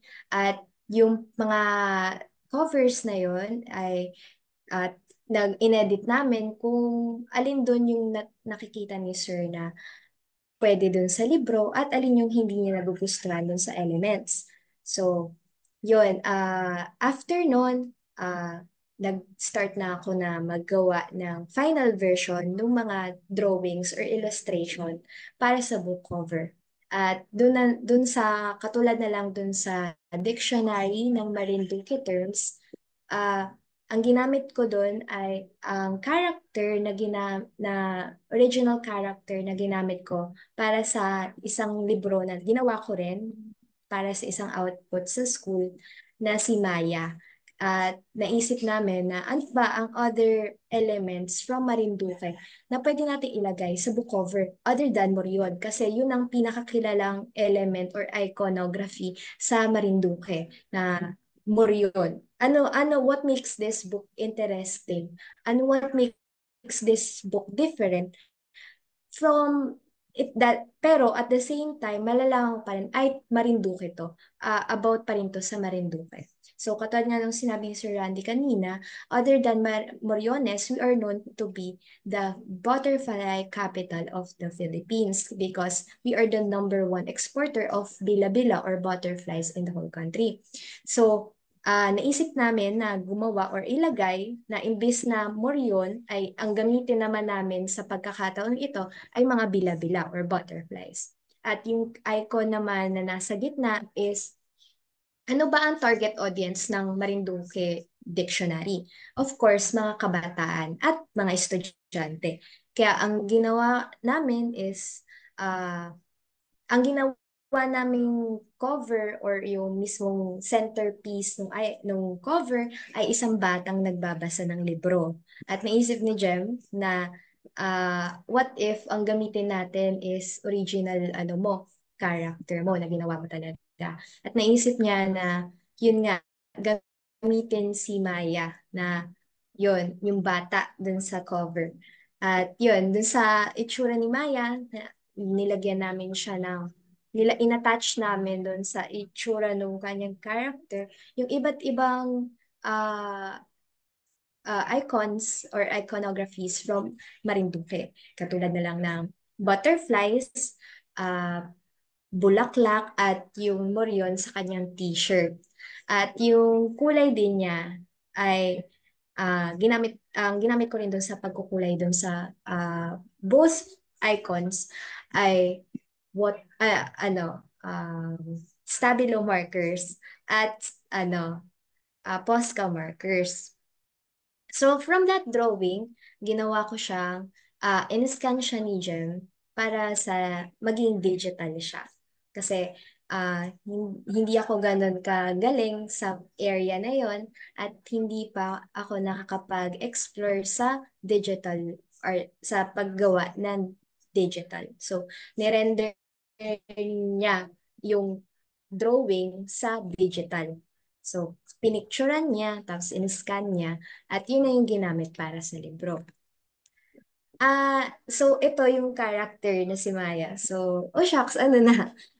Ang gagawin na after nun is, yun, katulad nung sinabi ko kanina, na kapag gumagawa ka ng isang artwork or isang book cover, lagi mo dapat isipin na ano ba ang purpose nito o ano ba ang dapat maging silbi nito sa iyong creative journey. Sa amin, sa Litera Club, naisip namin na ang paggawa ng isang libro o paggawa ng isang book cover is hindi lang sa aming sarili o hindi lang namin ginagawa ito para sa aming mga sarili. It also serves as a greater purpose na maging isa ng paggawa or pag-advocate ng kahiligan ng mga estudyante o especially ng mga tao sa aming probinsya na magbasa ng libro. Dahil we are in the modern world na madalas hindi na natin nabibigyan importansya ang pagbabasa ng libro dahil napapalibutan na tayo ng mga gadgets or ng mga bagay na instant na lang na madalas ay nagiging dahilan nito para hindi natin isipin na okay, ngayong araw magbabasa ako ng libro. At mahalaga na magkaroon din or magbigyan ng spotlight ang mga gawa at especially ganun sa sinabi ni Sir Randy kanina, mga researches at mga gawang libro ng mga taga dito sa amin sa Marinduque. Dahil ang mga librong ito ay parte ng kultura at mamamatay ito kung hindi natin ito babasahin o uunawain at ipapalaganap. So, yun lang po. Ngayon, mag-drawing ka na. At syempre, thank you sa pakikinig. So, thank you po. That ends my discussion. Yan. So thank you so much po, Ma'am Andrea. So napakaganda ng discussion. Ano? So it really advocates the creativity of everyone na talagang napakaganda, or it is really something pag nagagawa ka ng sarili mo talaga, or through drawing. So through drawing, you can really express yung emotions mo and your creativity as an artist. So going to the multimedia arts, although we are multimedia arts organizations, but we are actively promoting the artists who are promoting their own arts as traditional artists. So it is really important pa rin naman, even you are using multimedia arts, or if you are a graphic designer who use different softwares, it is really important, or it is the basic or the fundamentals to be passionate on the traditional drawing or traditional creative process. So as far as I've seen on the creation or arts na ginawa ni Ma'am Antia, so napaka-creative, and it's very inspiring to see those arts na ginawa niya. And napakaganda ng discussions, and as what she told earlier, that if you're going to draw, it is really the passion and the purpose of what you're going to do as an artist. And also, she also said that if you're going to create an art, or if you're going to draw, you should always you should also find an inspiration, because it is not always a creative thing. So if you are an artist, or if you're an creatives, so it is not always na creative tayo araw-araw. Hindi araw-araw meron tayong may maiisip na panibagong idea that we can use, or we can draw, or we can do on different softwares. So that is the reason why there is a technology where we can find inspiration, specifically if you are using those generative AI tools. So it is not actually something that will replace the creators, specifically those traditional creators, but you can use a generative AI tool as your co-pilot, or your tool itself to generate new ideas. Have a collaboration with the technology, or if you don't have time to go to the museums to check different sites online para maghanap ng mga inspirations, try to use generative AI in order to generate new ideas and collaborate with the technology by having your idea or prompting your idea. So seeing the creation of freehand illustration, it is really inspiring and napakaganda ng mga creation ni Ma'am Antia, and I salute you for that creativity that you have. And to our participants, do you have any questions, clarifications on the process of drawing or the process of illustration that Ma'am Andrea have done or discussed? If you have questions, or if you don't have questions, kindly type art on the chat pad. If you have questions naman, so kindly type your question or chat pad. And while you are having or formulating questions, I will check the Facebook if we have some questions. For the certificates, yes, only will receive a certificate for this discussion, or for this webinar. So we're going to get the evaluation format for the end of this discussion. So any questions po? So if you don't have question, type ART.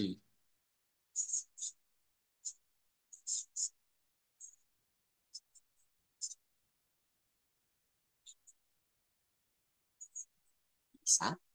So how about the other participants? Are you still there? Ayan. Alright, okay.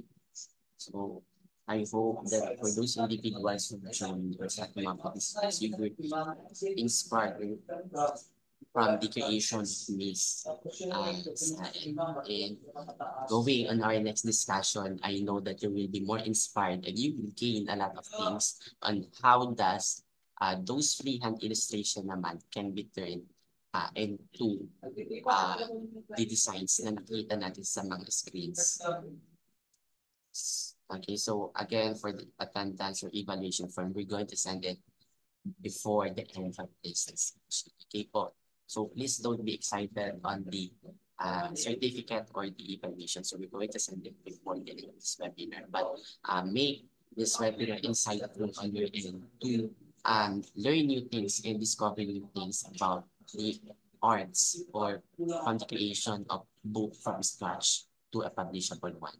Okay, so if you don't have questions as far as seen on the chat pad, so we're going now to the next discussion of turning those illustration into the screen or from paper to screen.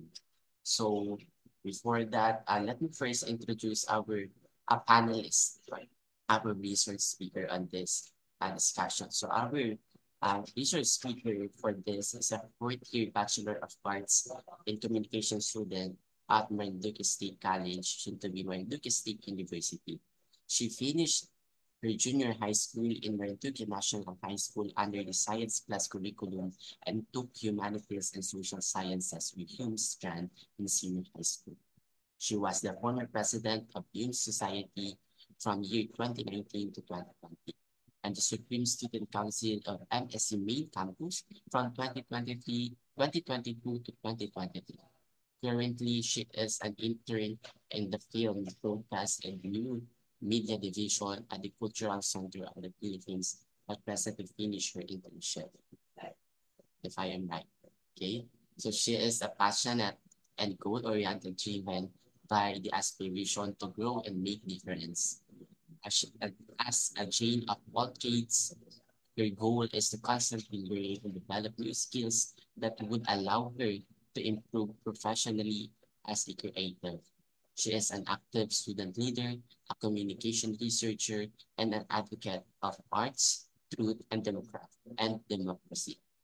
She presented her study Sinisilip, taking a look at the Marcos narrative in films in the Communication Research International Conference 2023 at University of the Philippines, Diliman.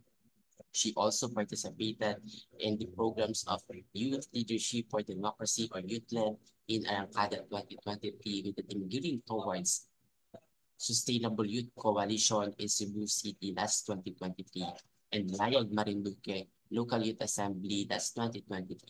She also completed PETA's Bagong Bilang workshop last year 2021 and YouthLED PH and PETA Basic Integrated Theater Arts Workshop or BITAW 2022 in the Philippine Education Theater Association. Ladies and gentlemen, I am pleased and honored to welcome our panelist and research speaker today, none other than Ms. Jimmy Estoya. Good morning, ma'am. Ayan, so good morning. Good morning din sa lahat ng mga nakasama natin ngayon dito. So, let me just share my screen for the presentation. So, kanina pinag-usapan natin yung freehand process ng ating traditional artist. And now we're going to talk about from paper to screen. So, mula dun sa mga pinag-usapang punto kanina at mga nabanggit, mahalaga nga naman talaga na magkaroon tayo ng mas makilala natin yung sarili nating style sa paggawa. So whether kung ikaw ay traditional artist, digital artist, or mas gusto mo yung mixed media, pare-pareho naman yung kahalagahan nun.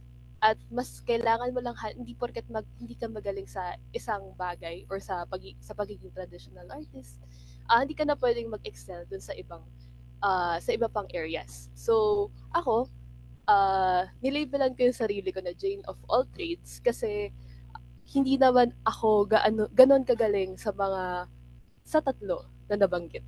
Pero kaya kong gawin, pero kaya ko siyang gawin. So, ayan.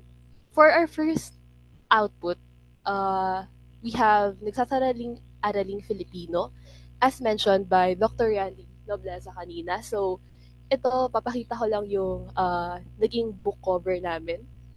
At yung per chapter niya, so, ayan, nabanggit kanina ni Andrea na siya yung sa pagdodrawing. So, ang ginagawa ko rito is nirender natin digitally yung drawing and we turned it into a different material. So, dun sa pagkukulay, ginagamit natin is digital. So, ito yung, para lang sa kaalaman ng lahat, ito yung parang drawing. So, kapag ginamit natin yung, mas magandang gumamit kami ng original element. Kaya, sa tulong din ni Andrea, we have the hand. So, ayan, binago-bago lang natin yung placement, yung kulay, at mahalaga rin na alam natin kung paano siya gamitin. So, dito, minimal lang yung gamit natin. Pero, as a whole, it works. Kailangan kasi hindi rin masyadong overwhelming yung mga elements na gagamitin kasi para malagay natin yung focus dun sa pinakang idea nung subject natin. So, eto. Yung next naman natin is the Marinduque Tagalog Dictionary. So, para naman dito, kagaya ng nabanggit, gusto naming iliwas yung pagkakakilanlan ng Marinduque sa Moriones only. Kasi kung aalamin natin, marami ang cultural elements na pwedeng magamit at ma-associate sa Marinduque more than the Morion mask. So, as mentioned kanina, ginamit namin yung bila-bila na ginamit din natin siya dito sa book cover as element and the background sa likod. Yung mismong pattern ng butterfly and ito, yung bata sa gitna, we just placed it sa gitna and mixed it with pictures, fonts, and etc. So, next natin ay yung kay Sir Danny Mandia na Morion, panata sa likod ng maskara. At para naman dito po sa visuals, this was painted by Sir Antonio Monteagudo.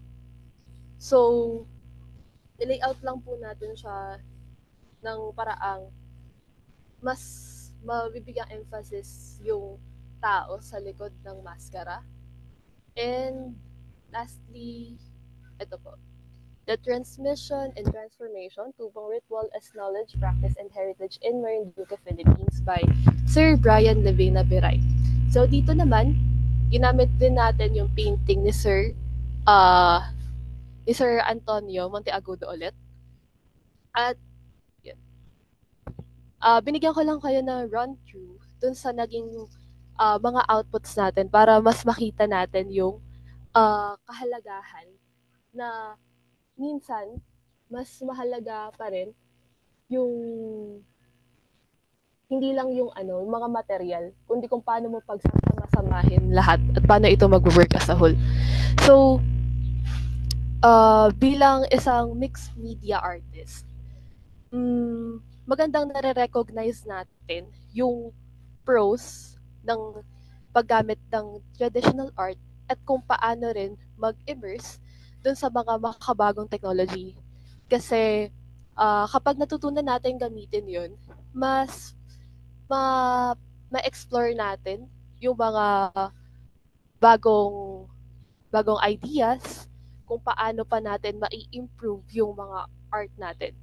At doon naman sa paggawa rin ng libro, mas maganda, katulad ng sinabing point kanina, na may karagdagang point talaga kapag maganda yung book cover. So, di ako masyadong fan ng don't judge a book by its cover kasi bibilhin mo ba yung book or mapipili mo bang basahin yung libro kung hindi naman hindi nakakuha yung attention mo by the cover. So, since books are taught immortalized, we should know how to conceptualize dun sa makaka-attract ng audience natin. Dun din sa tingin nating makakapag-represent ng idea. And dun sa naging thought process namin din na Sir Randy, ni na Andrea at ni Gerard, binigyan kami ng liberty ni Sir Randy to to think outside of the box. Hindi kami binigyan ng uh, iisang vibe or idea na kailangan naming sundin. He allowed us to uh, make our own and kung ano yung pagkakaintindi namin doon sa binigay na material. So, siguro wag lang tayong matakot sa kung magwo-work ba yung na mag-explore ng hanggang sa makita natin kung saan yung mas fitted dun sa gagawin natin. And we should always find inspiration kasi by kasi ito yung makakapagpalawak din ng mga nalalaman natin. We browsed in Pinterest para hindi lang limited dun sa mga nakikita natin. Kasi kung magbe-base tayo sa mga itsura or visuals sa mga traditional books, then baka we're going to repeat or copy lang din the same concept. So mahalaga na alam din natin where to browse at saka mahalaga rin na hindi tayo takot magkamali. Kung hindi tayo takot magkamali, marunong tayong tumanggap ng mga criticisms kasi yun yung magpapa-improve ng mga gawa mo. At hindi din naman dahil matagal mo nang ginagawa yung isang bagay, alam mo na lahat. So kami dito, naging open lang kami sa mga learnings or mga insights ng iba pa namin kasama. So, hindi namin in-own yung credit kasi as we have mentioned, this is a collaborative work. So, ayun. So, from paper to screen, I think mas nakakapag-create tayo ng mas magandang output kapag napapagsama-sama natin lahat. And we know how to use different mediums. So, ayun po.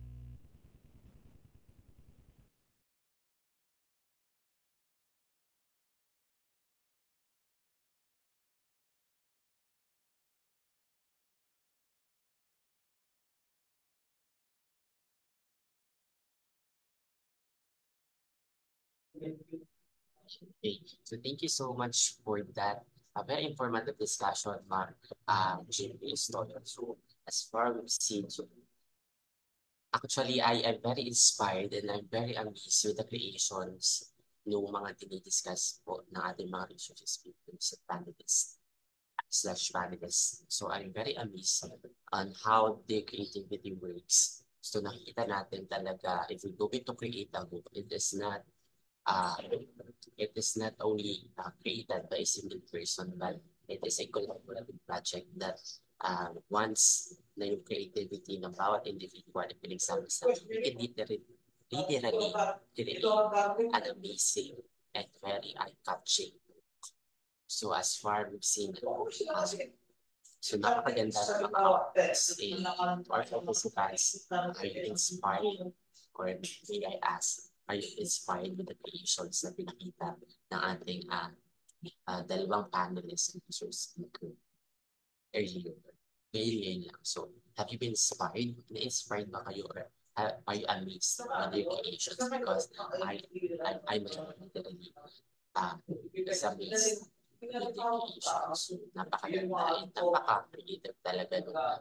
Transitioning the creative from the traditional artwork to cover of the book by using the technology itself. So as what we've seen by intertwining creative or the traditional artwork and the technology, we can really create a new and creative outputs.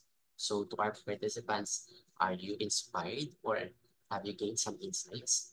So please kindly share your thoughts on our chat pad so we can see, so we can know if you are really inspired or have you gained some insights so paano magagawa ng mga group or how you can cultivate more your creative process as an individual.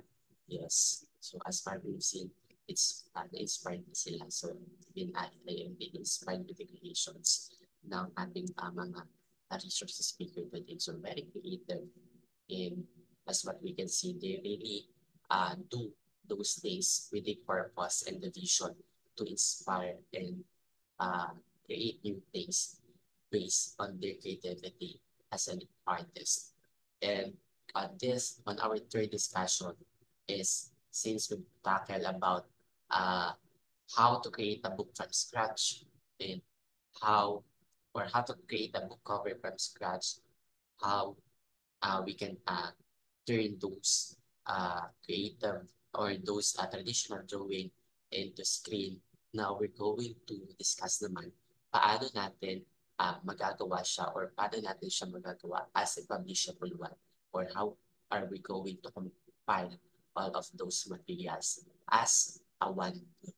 So on this third and last discussion, we're going to talk about the assemblage, design, and output of those creations that will be given to us, or that will be discussed to us by our third and last speaker slash panelist. But before that, let me first introduce our third research speaker. So our research speaker is a third-year undergraduate student at Marinduque State College, soon to be Marinduque State University, studying under the program Bachelor of Culture and Arts Education. He is a member of the Marinduque State College Marching Band, a former graphic designer for social media platforms of Holy Cross Parish Church, and a member of the Holy Cross Parish Youth Council. He recently joined the 7th Strass of Culture and Arts Festival in San Jose Occidental, Mindoro, where he serves as the editor and writer for the short sweet play team of the delegation of Marinduque State College.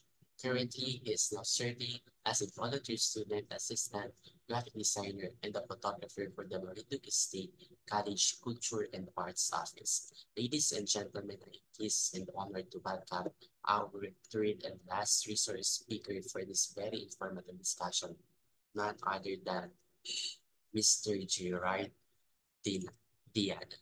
Good morning, sir.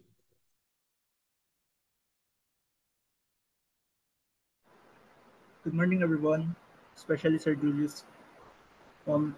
So, at this moment, I'm about to present is kung paano i-assemble yung book na as final project namin under Literary Lab. After yung inputs or yung contents ng libro is from Sir Randy, yung cover is gawa ni Miss Andrea and ni Miss Jimmy. So, let me share my screen.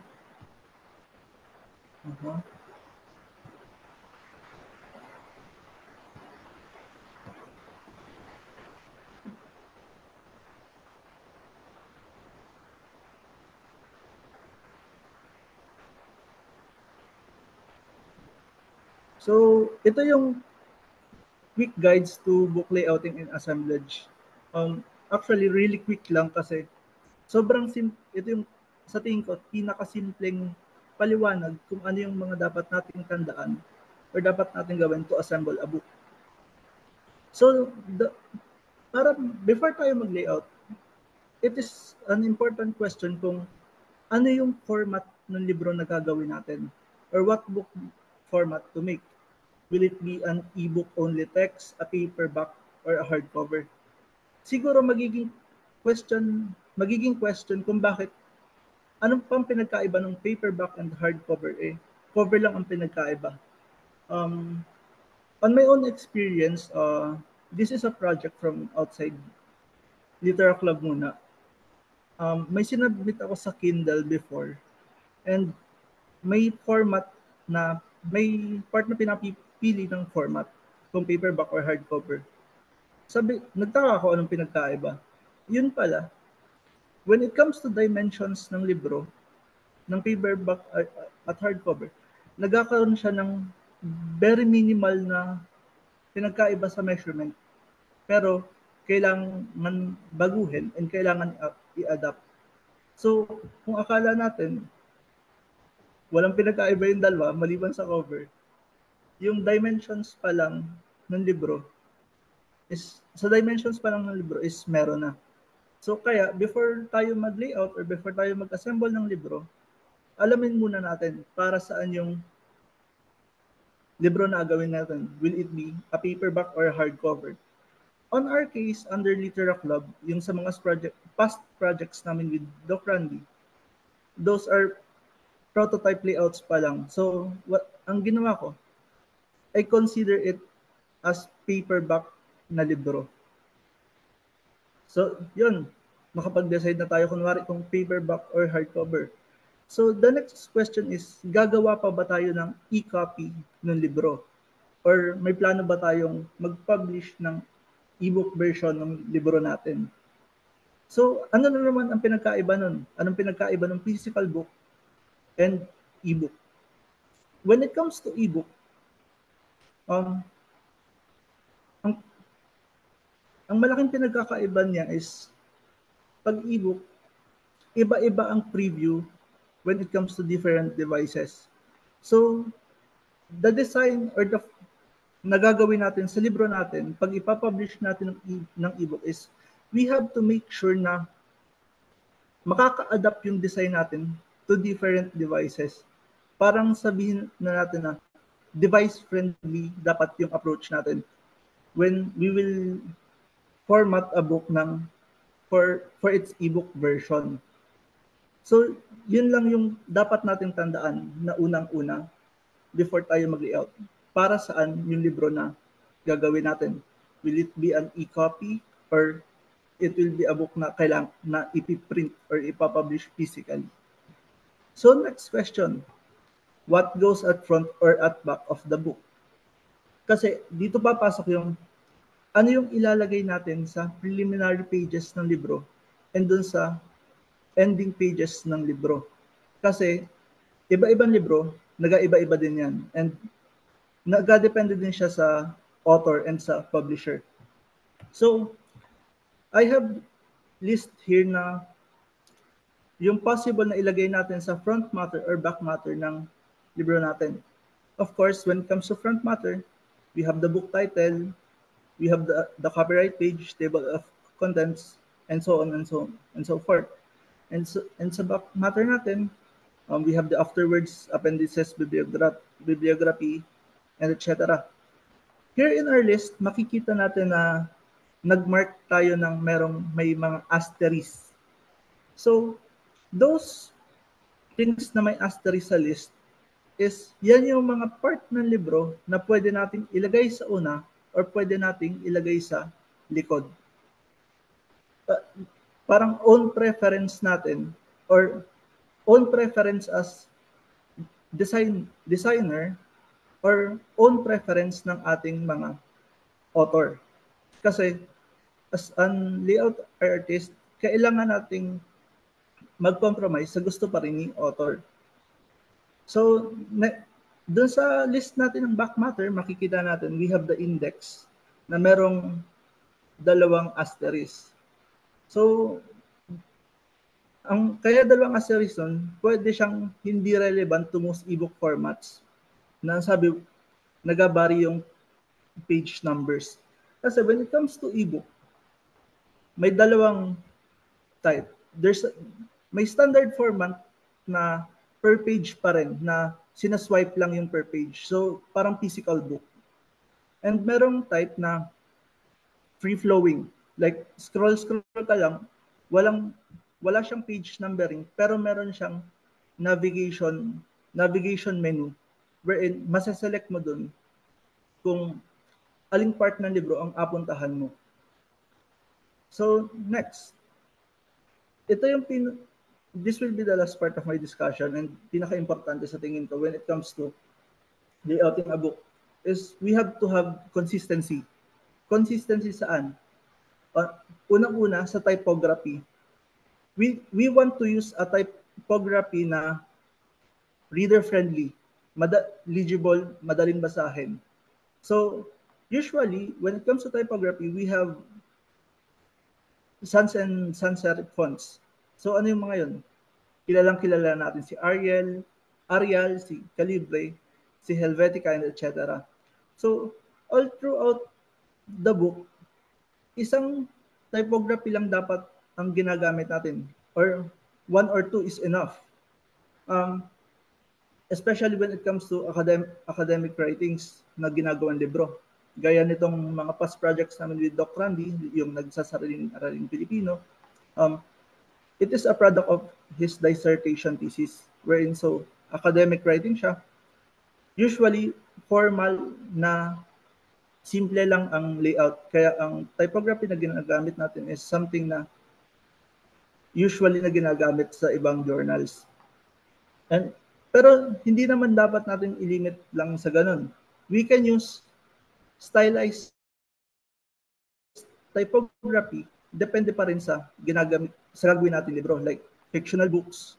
Like, for example, a simple coloring book na baka gusto nyo i-publish, we can use typographies na naaangkop doon sa libro na gagawin natin.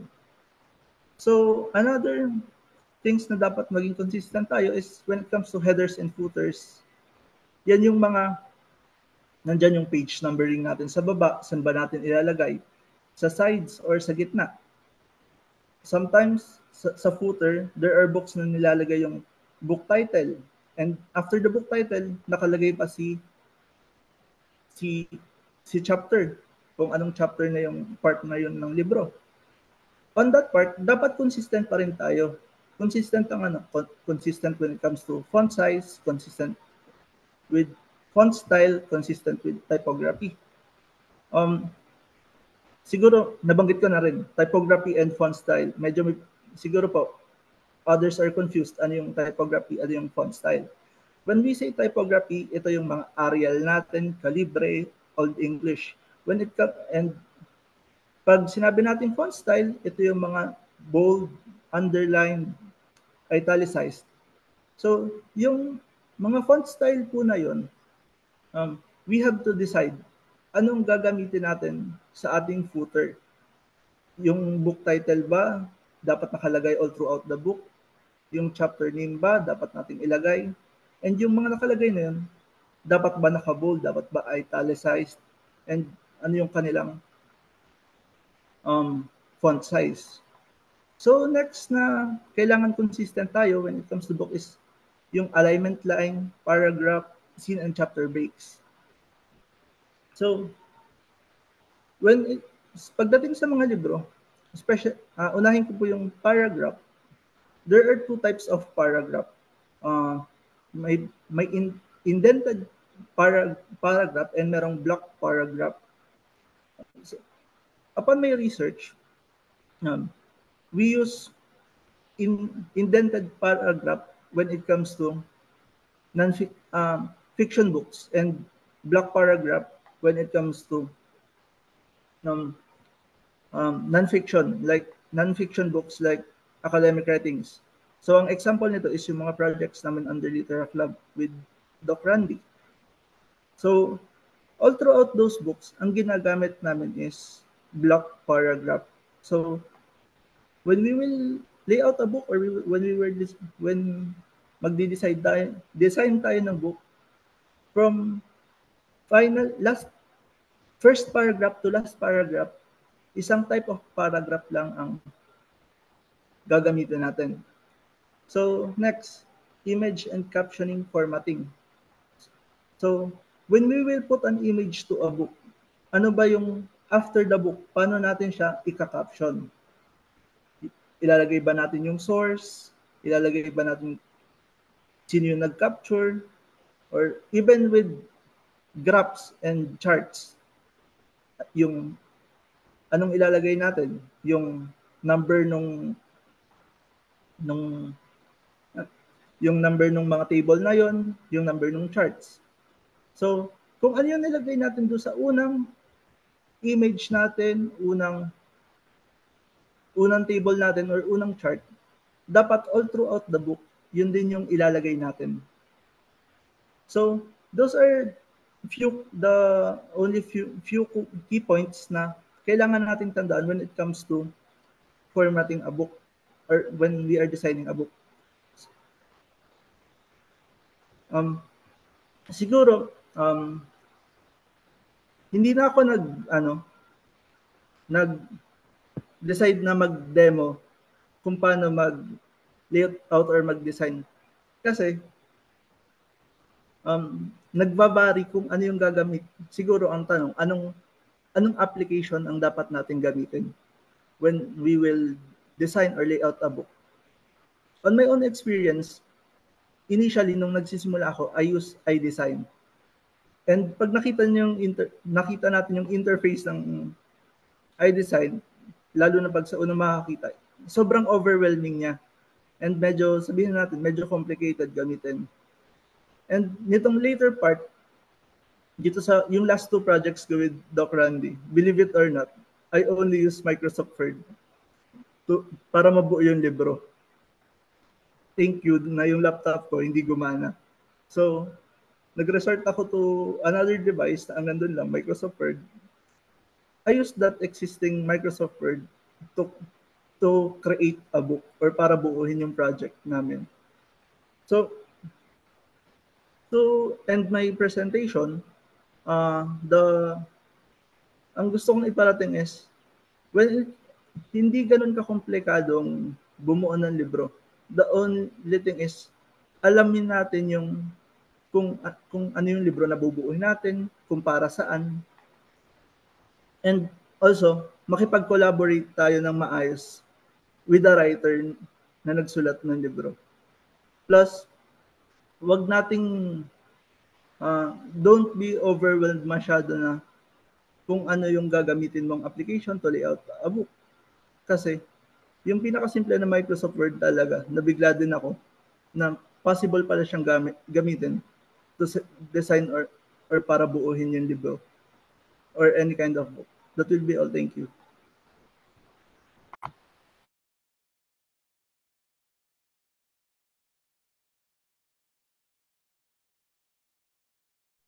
Thank you so much po, Sir Dian, for that very informative discussion about how you are creating a book or compiling the book from all of those materials that provided by our research speakers earlier.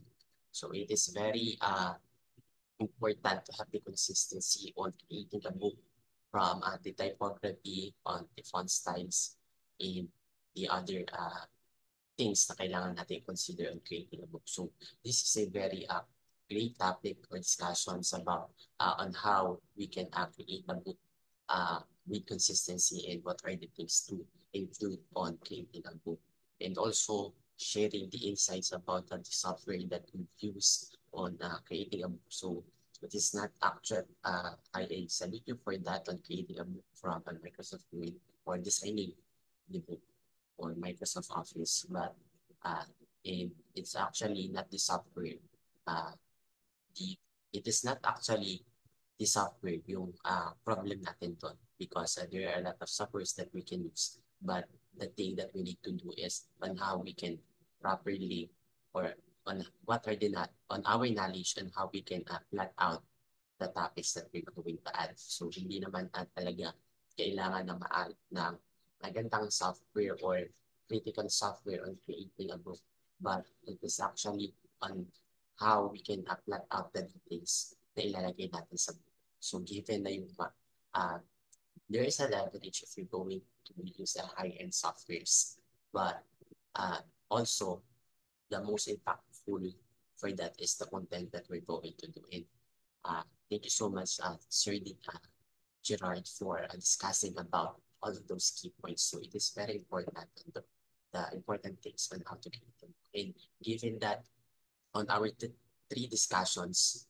so we've seen that from scratch or from the traditional drawing, turning it into screen or designs na makikita natin sa screen into a compilation. So we can see that there is really it is not easy to create a book pag tayo lang ang gagawa, but through the collaboration with different artists and individuals, so we can literally create caption na book and also the book cover and also great contents of the book. And with that, so thank you so much to our three resource speakers for sharing your insights and expertise with us. And for our last discussion on this, we will have a panel discussion to share some insights on about the following questions that we're going to share on the screen. But before that, I've seen a hand that I raised in Sir Delmar Palpajaro. So do you have questions for clarifications? So if you have, please kindly type on the chat box if you have questions so you can answer it right away. But on that note, let me reshare my screen and we can go next on our discussion or panel discussion. Okay. So for going on our discussion or panel discussions, so we have our first question, which is, what is creativity and how do you become creative and stay creative? So to our participant, or to our panelists, so we have the question, what is creativity on your own perspective and how do you become creative and stay creative as an individual or as an artist? So, okay, so we have here, so to our panelists, sino pong gustong unang sumagot?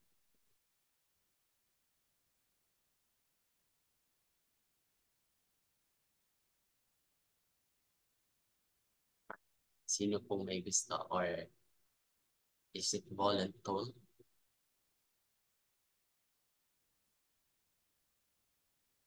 Okay.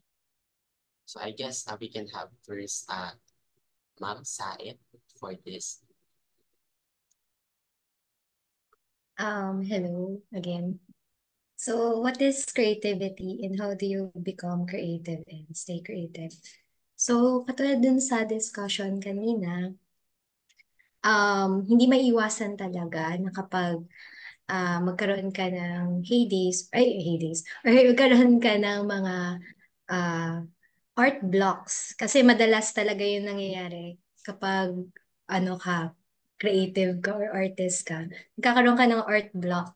So, the question is, paano mo siya na-maintain or paano mo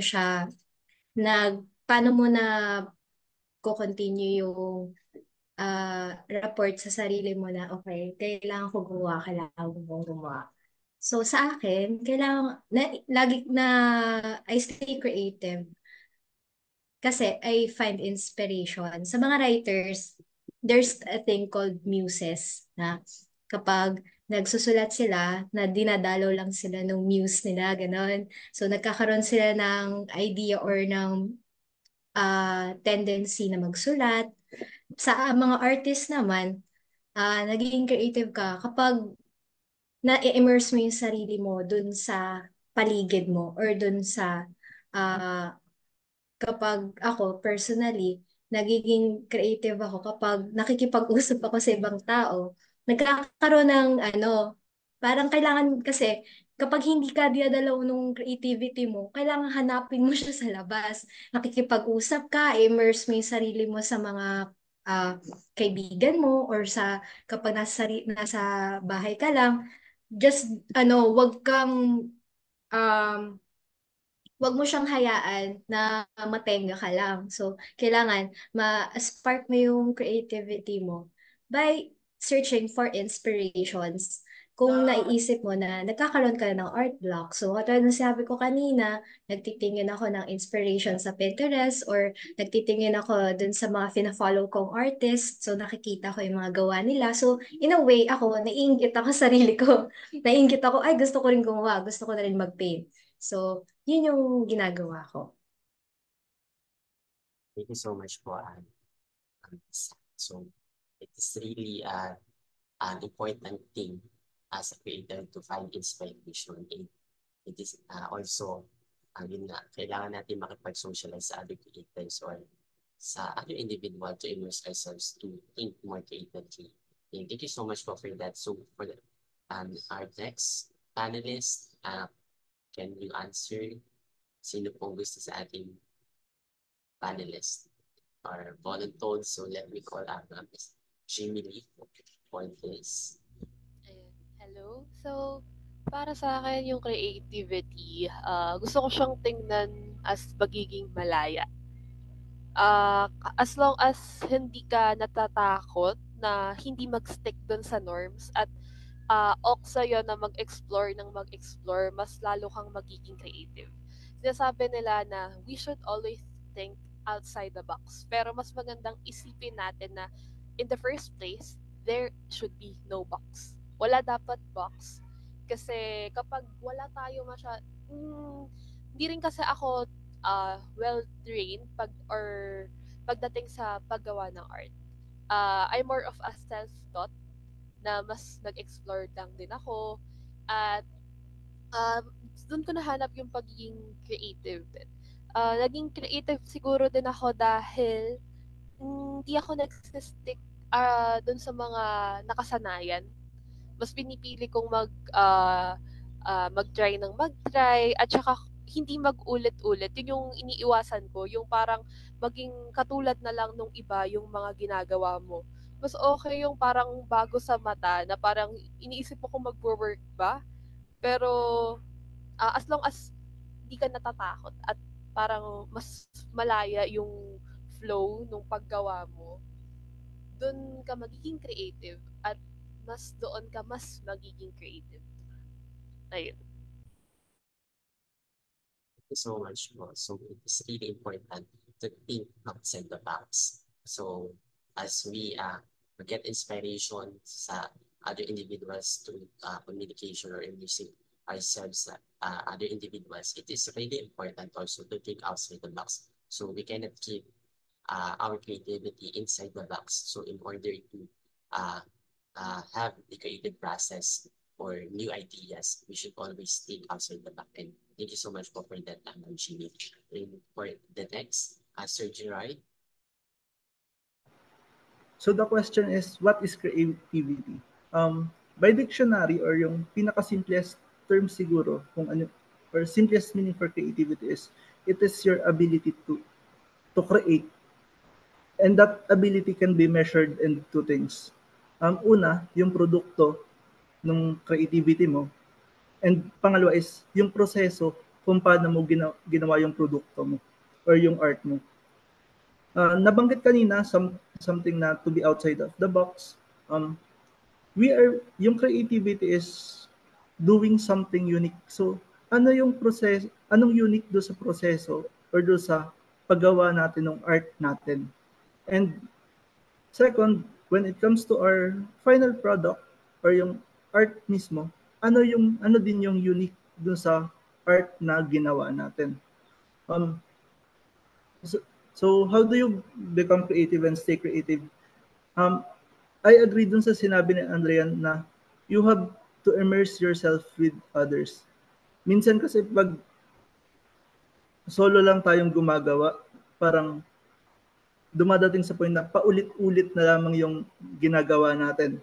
So, maganda yung gawin na we have to empathize dun sa nasa paligid natin.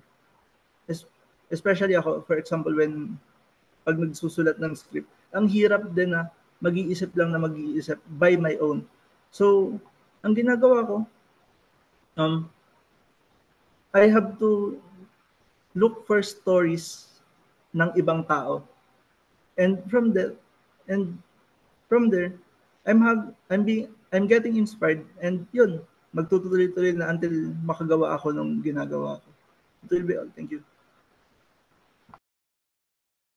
Thank you so much, Sir Gerard. So, empathize sa other individuals and also to immerse ourselves also to other individuals. So, it is really important na having those key points na sinabi natin is na talagang in order for us to stay creative and be creative always is to get immersed on different individuals, to have conversation and to think outside the box. So thank you so much for that. So it is really true thing to stay creative. And given that, Sir Randy, do you have addition for that? Nabanggit naman na ng mga co-panelists ko, but if there's something to add, at the very essence, in the 21st century, ang creativity is part of learning, ano? So sa hierarchy ng skills. So creativity yung pinakang meron premium. So even yun kay yung mga multiple intelligence, so yung creativity ang pinamata especially in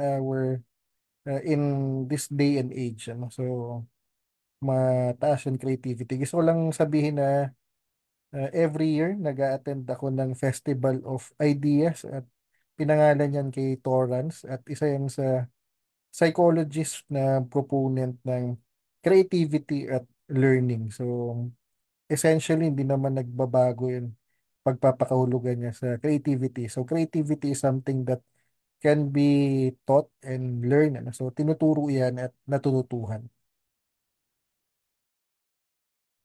So much more for that very uh, uh, insightful insights of things that we have in Dr. Rami. So it is really something that creativity, if we're going to think, creativity is really the first skill or top skill that we must have as an individual because given those things na meron tayo ngayon, the cellphones or the technology, it is really comes from the creativity within us. And given that creativity is something to be taught and something to be learned. And thank you so much for that very insightful things na discuss na ating panelists for that. And having that, we have here some inputs also from our dear participants that on their insights about what is creativity and how do they become a creator. So from Rocky John S. Marfil, so creativity, or he said that creativity is the ability to generate original and valuable ideas or expressions. To become creative or to become and stay creative, stay curious, explore new interests, and learn continuously. Surround yourself with inspiring and diverse stimuli, engage regularly in creative activities, and be willing to take risks and make mistakes. Ensure you get enough rest and relaxation. So having this, so I think it really summarizes yung mga naging discussions natin earlier that we should immerse ourselves into creative industries, to creative individuals to learn and discover new things, new ideas. And also, he's also said that ensure you get enough rest and relaxation. So as a individuals, as an artist, we should also take some rest. It is not always a productive day. So we should also take rest in order to rejuvenate our creative skills and as an artist and as an individuals. So take rest and have sure that we are having a good mental health. And for the last inputs, so creativity is the ability to turn something abstract to concrete. This could only be possible through means of continuous curiosity, engaged to new and the unknown and rest. So it is really great to have this kind of interaction with our participants and with our panelists. So it really a bit inputs on how we can uh, on how we can stay creative as an individual and how we can promote creativity within our organizations and our community. And with that, so thank you so much for your input. So we have here our next question. Since we're talking about publication, so what are the parts of publications and what to consider? So since you are all of you are part of book creation or book publication, so sa tingin nyo, what are the best parts of the publication? Or ano ba yung mga parts of publication na kailangan to consider to have a great and interesting? So going back, so sino po ang maybe we can have first sino ba yun? Pwedeng ako naman. Yes, sir. So pinost ko din dun sa chat box ko ano yung kategorya, so from KWF. So either hindi naman encompassing to, pero either regarding research or essay or literary criticism or any technical na libro. So pwedeng merong introduction, table of contents, bibliography, Tapos pwede din mayroong notes o endnotes, glossary. Tapos yung nabanggit na rin naman ni Mr. Diana na ano, yung mga front tsaka back matter. So kasama yan bio note.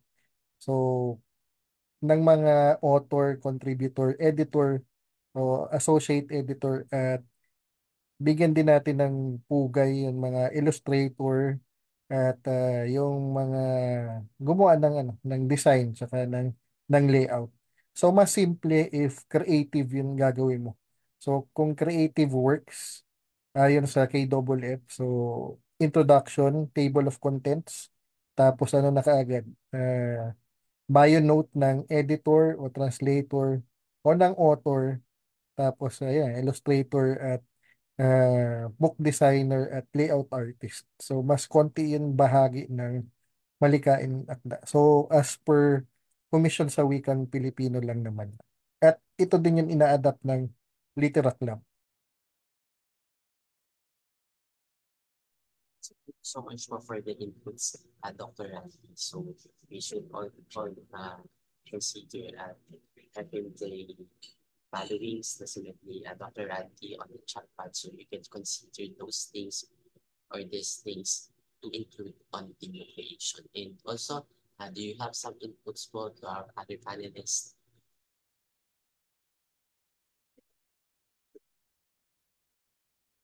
So maybe we can call Sir Diana.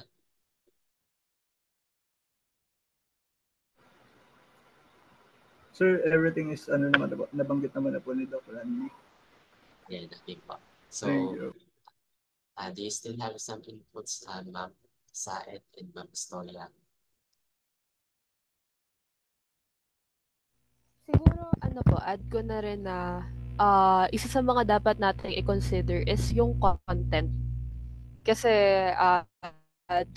yun yung magiging laman, nilalaman nung ating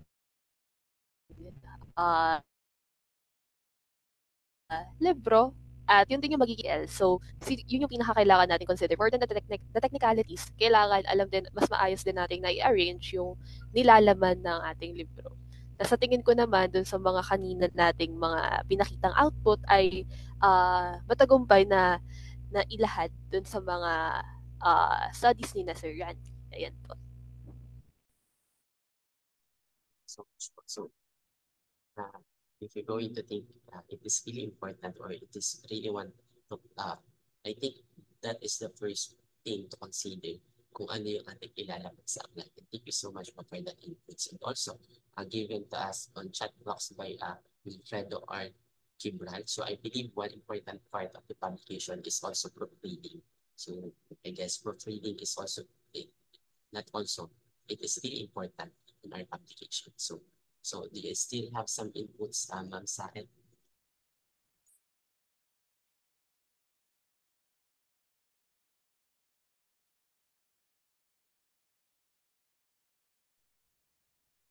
No, ma'am. Do you still have some inputs on the questions or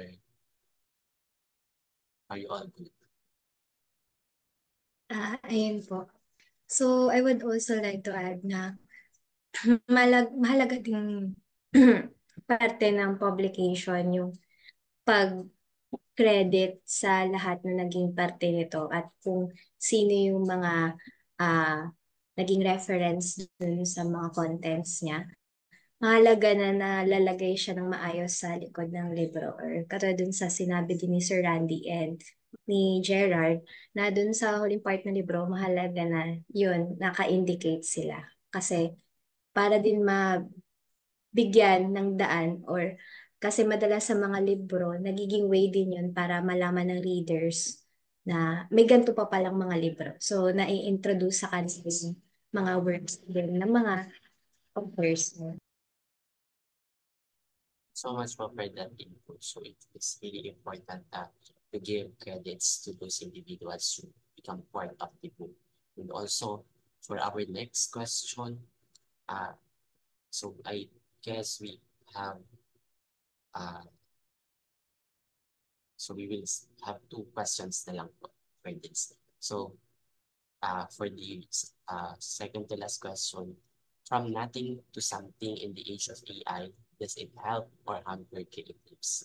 So I think this is one of the great thing to discuss also, that does AI or the emergence of AI can help you guys as a creative, or does it hamper the creatives? So maybe we can have first Ma'am Estoya to answer.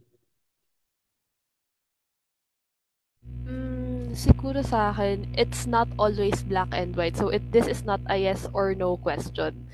Dito natin masasabi yung gray area kasi kailangan natin i-recognize yung mga pros ng mga AI na nakakatulong talaga sila in a way, pero hindi naman totally na sila na yung magge-generate ng art. Kasi parang trabaho natin yun as humans, 'di ba? Ang pinakang purpose naman talaga ng technology ay maging aid or helper nating mga human. So, di natin kailangan i-credit or i paano ba 'to?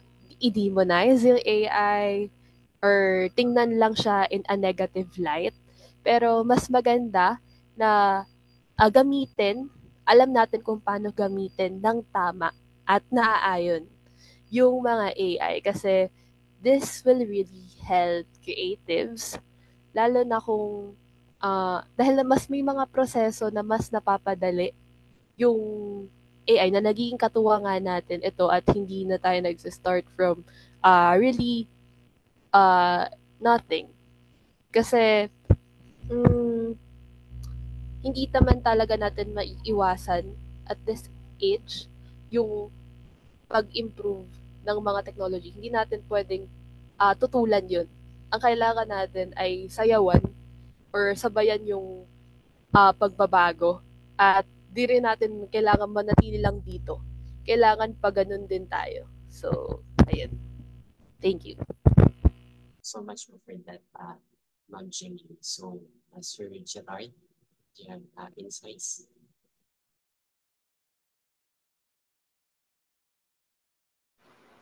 Does it help or hamper creatives? Gaya ng sinabi po ni Jem, it helps na mapadali ang proseso. Like, gaya ng unang tanong kanina, parang pwede itong maging sagot when nagkakaroon tayo ng creative block. Parang when we look for references, pwede natin lapitan ng AI to look for references. Those auto-generated na arts, they can be references doon sa mga inagawa natin. Pero, we have parang self-regulatory na lang din kung hanggang sa natin gagamitin ng AI when it comes to our own works. Yun lang po, sir. So much po, Ma'am Andrea. Do you have insights po? So, AI, sa take ko, it doesn't hamper creatives in a way. Kasi hindi pa rin talaga magagaya ng AI ang gawang kamay or gawang tao. Kasi if you look at AI works, it is just photos generated from online. And if you look at those artworks, it doesn't have a soul in them. Na kapag gumagawa ka ng isang artwork, nagkakaroon kasi ng discussion ngayon against AI kasi nagiging siya, yung mga na-generate na images from AI ay nanggagaling din sa mga artworks ng tao na parang pinag-mash up lang siya na images na hindi na-credit. Yun yung isang parte kung bakit maraming creatives ang ayaw sa AI. Hindi na pagka-credit ng properly yung mga creatives behind those artworks na nagagamit ng AI. Pero sa parte namang ito, hindi din natin dapat sabihin na against tayo dapat entirely sa AI. Because as what we said earlier, magkakaroon din talaga tayo ng limitations as humans in producing works na nagkakaroon tayo ng hindi natin nagagawa ang mga work natin na mabilis na hindi katulad ng kapag gumagamit tayo ng AI in its ng tamang gamitin natin siya, ay napapabilis yung gawa. Pero dapat hindi na nagagamit yung AI to its core na yun na lang mismo yung gagawa ng lahat. Kasi may question pa rin tayo sa legibility ng mga gawa at plagiarism na rin sa mga creatives na nape-plagiarize yung work nila ng AI dahil nakukuha yung mga information at yung mga images online na napopost din ng mga artists at nagagamit din sa AI. So, gamitin natin siya as a tool, not entirely as it is AI ning gagawa ng lahat ng works natin. As a tool to help us na sa process ng pag-isip ng pag-brainstorm ng anong gagawin natin. But not entirely, yun ay yung gagamitin natin sa paggawa o dun sa mismong process na ng paggawa ng artwork or ng written literature natin. So, gagamitin na lang natin siya as a tool to generate ideas. Kasi dun tayo may limitations as humans. Kasi minsan nagkakaroon tayo ng times na yun nga, art block. So, pwede natin gamitin. Anong pwedeng mag-generate tayo ng AI na ano kaya yung pwede nating ideas na magamit. At yun ang magiging reference natin. But not entirely, yun yung gagamitin natin sa gawa natin. So, yun. So much po. So napakaganda yung mga inputs. So it is very interesting to have this topic for does it really hampers the creatives in each of the ads. But before I give some of the insights, Sir Andy, do you have some inputs po?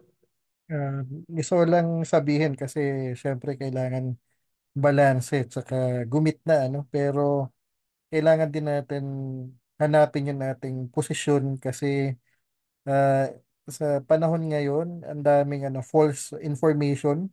So kung gagamitin yung AI, hindi para dumagdag dun sa falsity ng information kundi makita yung falsehood at expose ito at mag-fact check kasi diba, sa mga image na hindi nga nakikredit. So, pwede tayong reverse image search. So, hindi ito masyadong ginagawa kasi parang kung mayroong proseso, so yung AI hindi siya shortcut dun sa proseso, kundi dapat nasa proseso pa rin, pero yun nga siya, pang-enhance ng ating creativity. So, kailangan labanan yung false information sa pamamagitan ng AI kasi AI din ginagamit para magpakalat ng false information. So much po, Sir Andy, for that. And so given the inputs from our audience, so it's really important or having that insight. So it is really AI is a tool and it's not actually the final outputs that we're going to use on our material. So as well, like what I've always said on my past engagements or speaking engagements, that AI is really a tool. So once you've generated an image on AI, it is not actually the final output that you're going to use on your creative process or on your design projects. It is just a tool where you can find inspirations, where you can find something to do also on your artworks. So if you are really a creative individuals, you will not literally use AI as the final output, but you will just use it as an inspiration. So giving that a thing that using the technology itself is really subjective. It is really depends sa users kung paano niya talaga gagamitin yung mga outputs ng AI. It is not because we cannot say that AI gives us the false informations or the plagiarism itself because AI just works based on the programs, but the outputs based on the outputs that given to us, we human do the task on how we can expand those things on the internet. And given also that, given the inputs for the plagiarisms, also we were going back to the humans itself or for the developers of those generative AI models. So since those generative AI models just it said that it is actually trained from the resources or from the designs of real people. So those resources are actually trained on those things is depends siya sa mga developers kung itatrain or kung yung mga developers are actually having those uh, thing na talagang gusto nilang i-develop yung AI based from the outputs of those humans without giving credits. So that is one of the things that we should consider also on the side of the developers. But just to give some insights on the Adobe Firefly, if those participants na joined on my past engagement. So Adobe Firefly is actually the generative AI model or generative AI tool of Adobe itself, which actually considered as they are promoting a safe use of AI because those models na ginagamit nila sa generative AI is actually from their own library. So if you are familiar with Adobe Stocks, so sa Adobe Stocks, there are images na meron ng expired copyrights and free to use by the public. So those na expired na yung copyrights and free to use by the public. So yun yung mga AI, yung mga data sets na ginagamit sa generative AI, which actually gives us the credibility to use those or not actually use or have the inspiration to sa mga outputs because they are actually trained from free resources na pwede gamitin talaga ng public. So aside from those generative AI models na talagang kinukuha yung mga data sets nila from the artworks without giving credits. And also, we are still nasa simula pa lang tayo ng AI or ng technology ng AI. So it does not really can replace all of us into biglaan. So we are still on the sa beginning pa lang. So again, with the proper ethical usage from each one of us and proper to call this terms and condition kung paano natin gagamitin, doon natin mas makikita yung kahalagahan with the use of technology and with the use of or the inputs of the humans itself. And given on the outputs or on the chatbot, is it true that AI is 30% plagiarism? So I guess for this one, maybe for the plagiarism itself is it will go back to sa mga developer kung paano nila ginagawa yung AI itself or paano nila tinitreat yung mga AI models. And also, even from the input, AI bot aids and challenges the creatives. It seems streamline the task, spark innovation, and yet is producing less original content and job displacement. Ayan. Okay, so thank you so much for the insight. So it is really an interesting discussion. But I guess since we are on lunch already, and I know that some of you have your different things to do also, but I am very grateful and very pleasure to have this discussion with our dear panelists and issues speakers. So napaka-insightful yung discussion natin. And going that, so I guess we can go to the awarding or we have some final inputs or insights to parting words to give to our dear panelists, to our participants. So maybe we can have Miss Saed, if you have some parting words.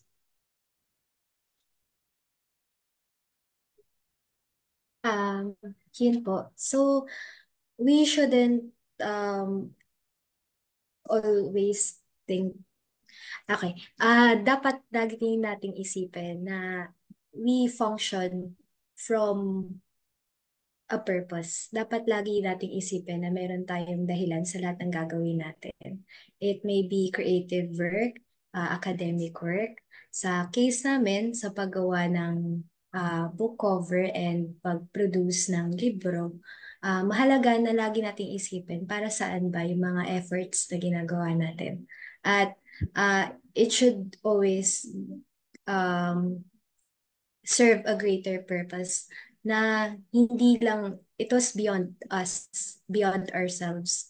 Na kapag ginawa na natin yung mga bagay na yun, it takes a lot of work at may immortalize yung mga ideas natin into a book or into our creative work.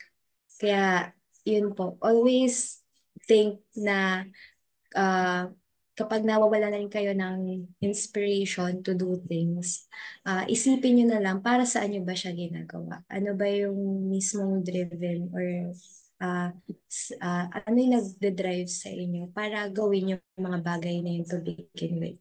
So, yun po. Thank you so much, Mom. So it really is the passion as a creator.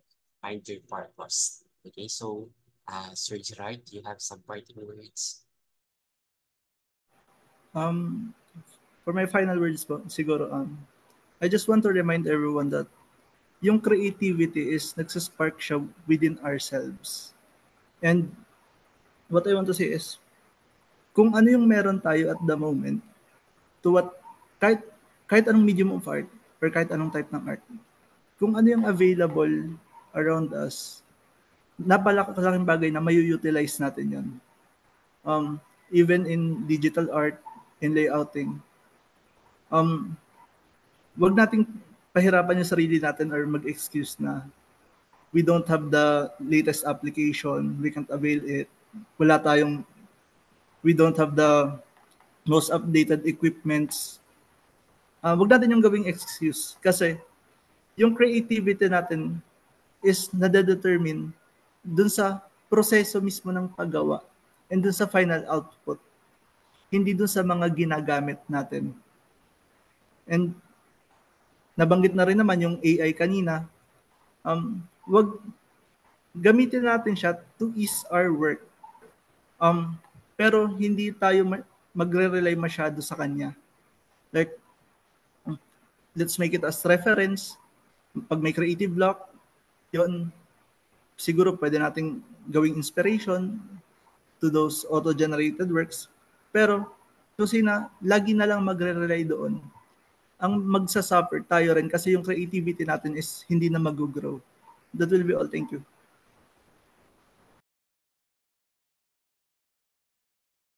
So much more, sir. And so it's not actually you really have the passion, software or any materials will not define kung paano tayo makapag-create ng mga artworks natin in outputs. So thank you so much po.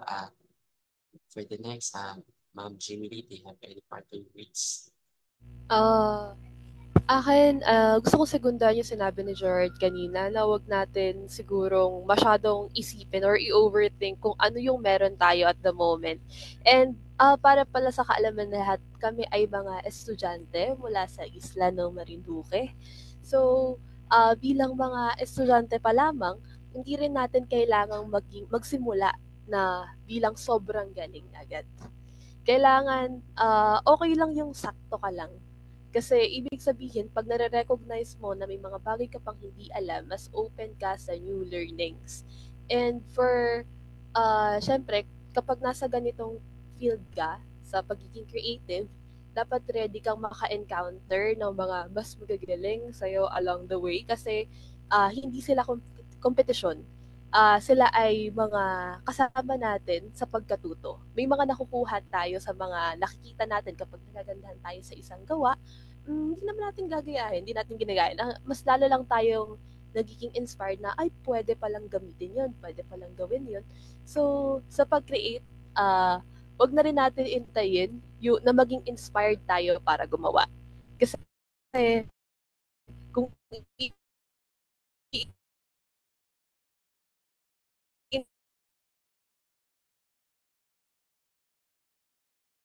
yun lang natin na nang iintayin na kumain, hindi na rin, baka hindi na tayo makain yung isang bagay na dati pa natin gusto gawin.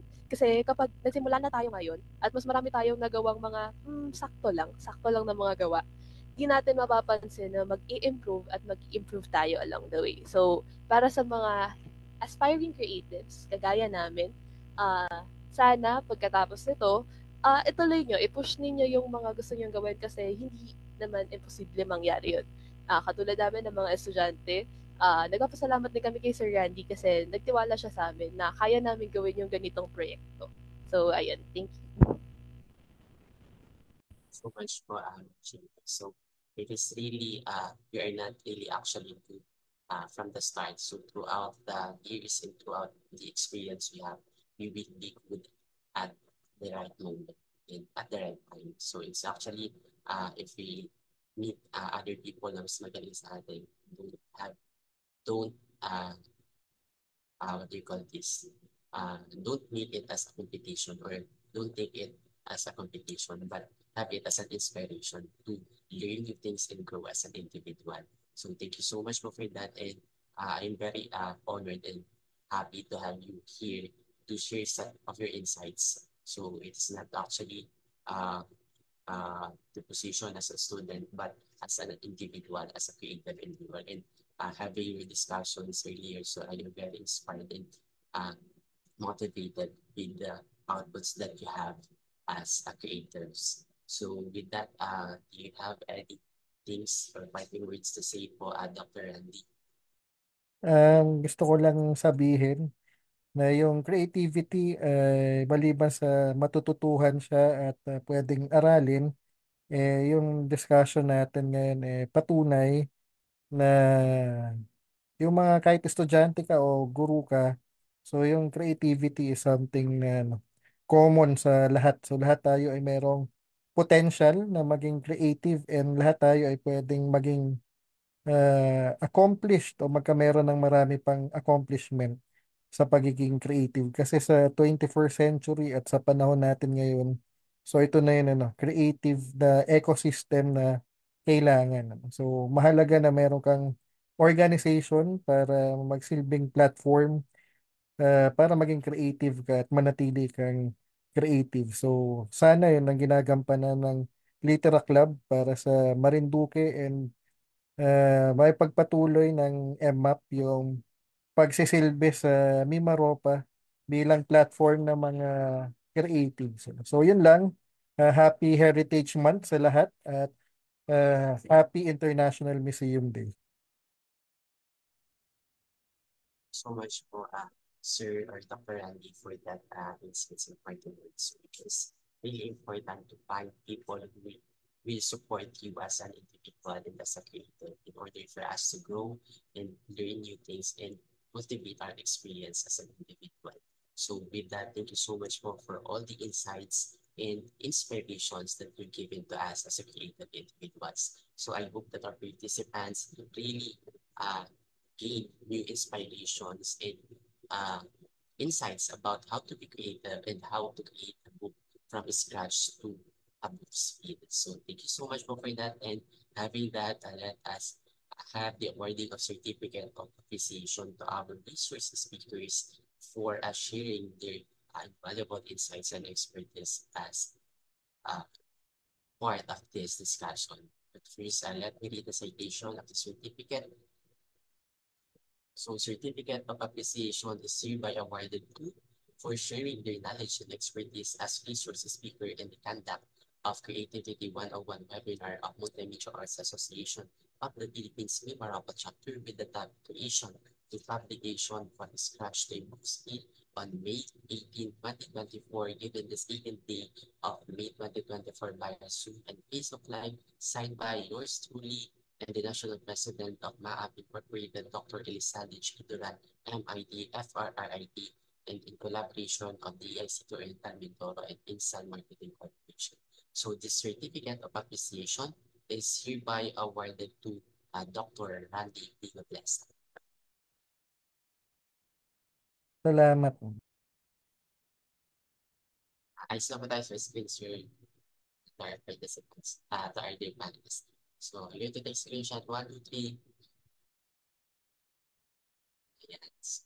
Also, another certificate of appreciation as a panelist, and I'm going to revise this as a research speaker in the panelist also. This certificate of appreciation is hereby awarded to Ma'am Andrea Sael. So, what opportunity po, take the screen, 1, 2, 3. So another certificate of appreciation is hereby awarded to Ma'am Jimmy Stoy. The screen po, 1, 2, 3. And for the last but not the least, another certificate of appreciation is hereby awarded to Sir Gerard Diaz. 1, 2, 3 po.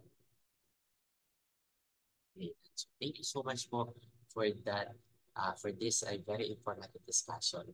So with that po, for some announcements, so please do follow us on our Facebook page on Maapmi Maropa to uh, to be more updated on our upcoming discussions about creative or multimedia arts and creativity itself or the arts itself. And also, please follow the DICT Oriental Mindoro to have new updates on our upcoming webinars on both platforms. And with that, please follow us on Facebook page on Maapmi Maropa and also on LinkedIn. So please follow us on LinkedIn also. So we have LinkedIn now, so we just created that one. And also follow us on our different social media pages. We have on social media, Ma'am Andrea Sa and Sir Gerard Diana, Sir Randy Noblesa, Ma'am Jimmy Historia, and First Tuli Julissa. So with that, thank you so much po. And also, I'm inviting everyone to be part of the Maapmi Maropa. So if you are residing uh, inside Mimaropa region. So I'm inviting everyone to be part of the Multimedia Arts Association of the Philippines and be part of the briefing landscape of multimedia arts in the country. And having that, we have here the evaluation form to evaluate the So we have the evaluation here for you, to our participants to evaluate the discussion that we have here today to give us your insights in things na natutunan nyo on this discussion. So also to receive your e-certificate, so please kindly fill out the evaluation form as we're going to raise the release of certificate to those individuals who answered the evaluation form. With that, thank you so much po and have a great and creative day, everyone.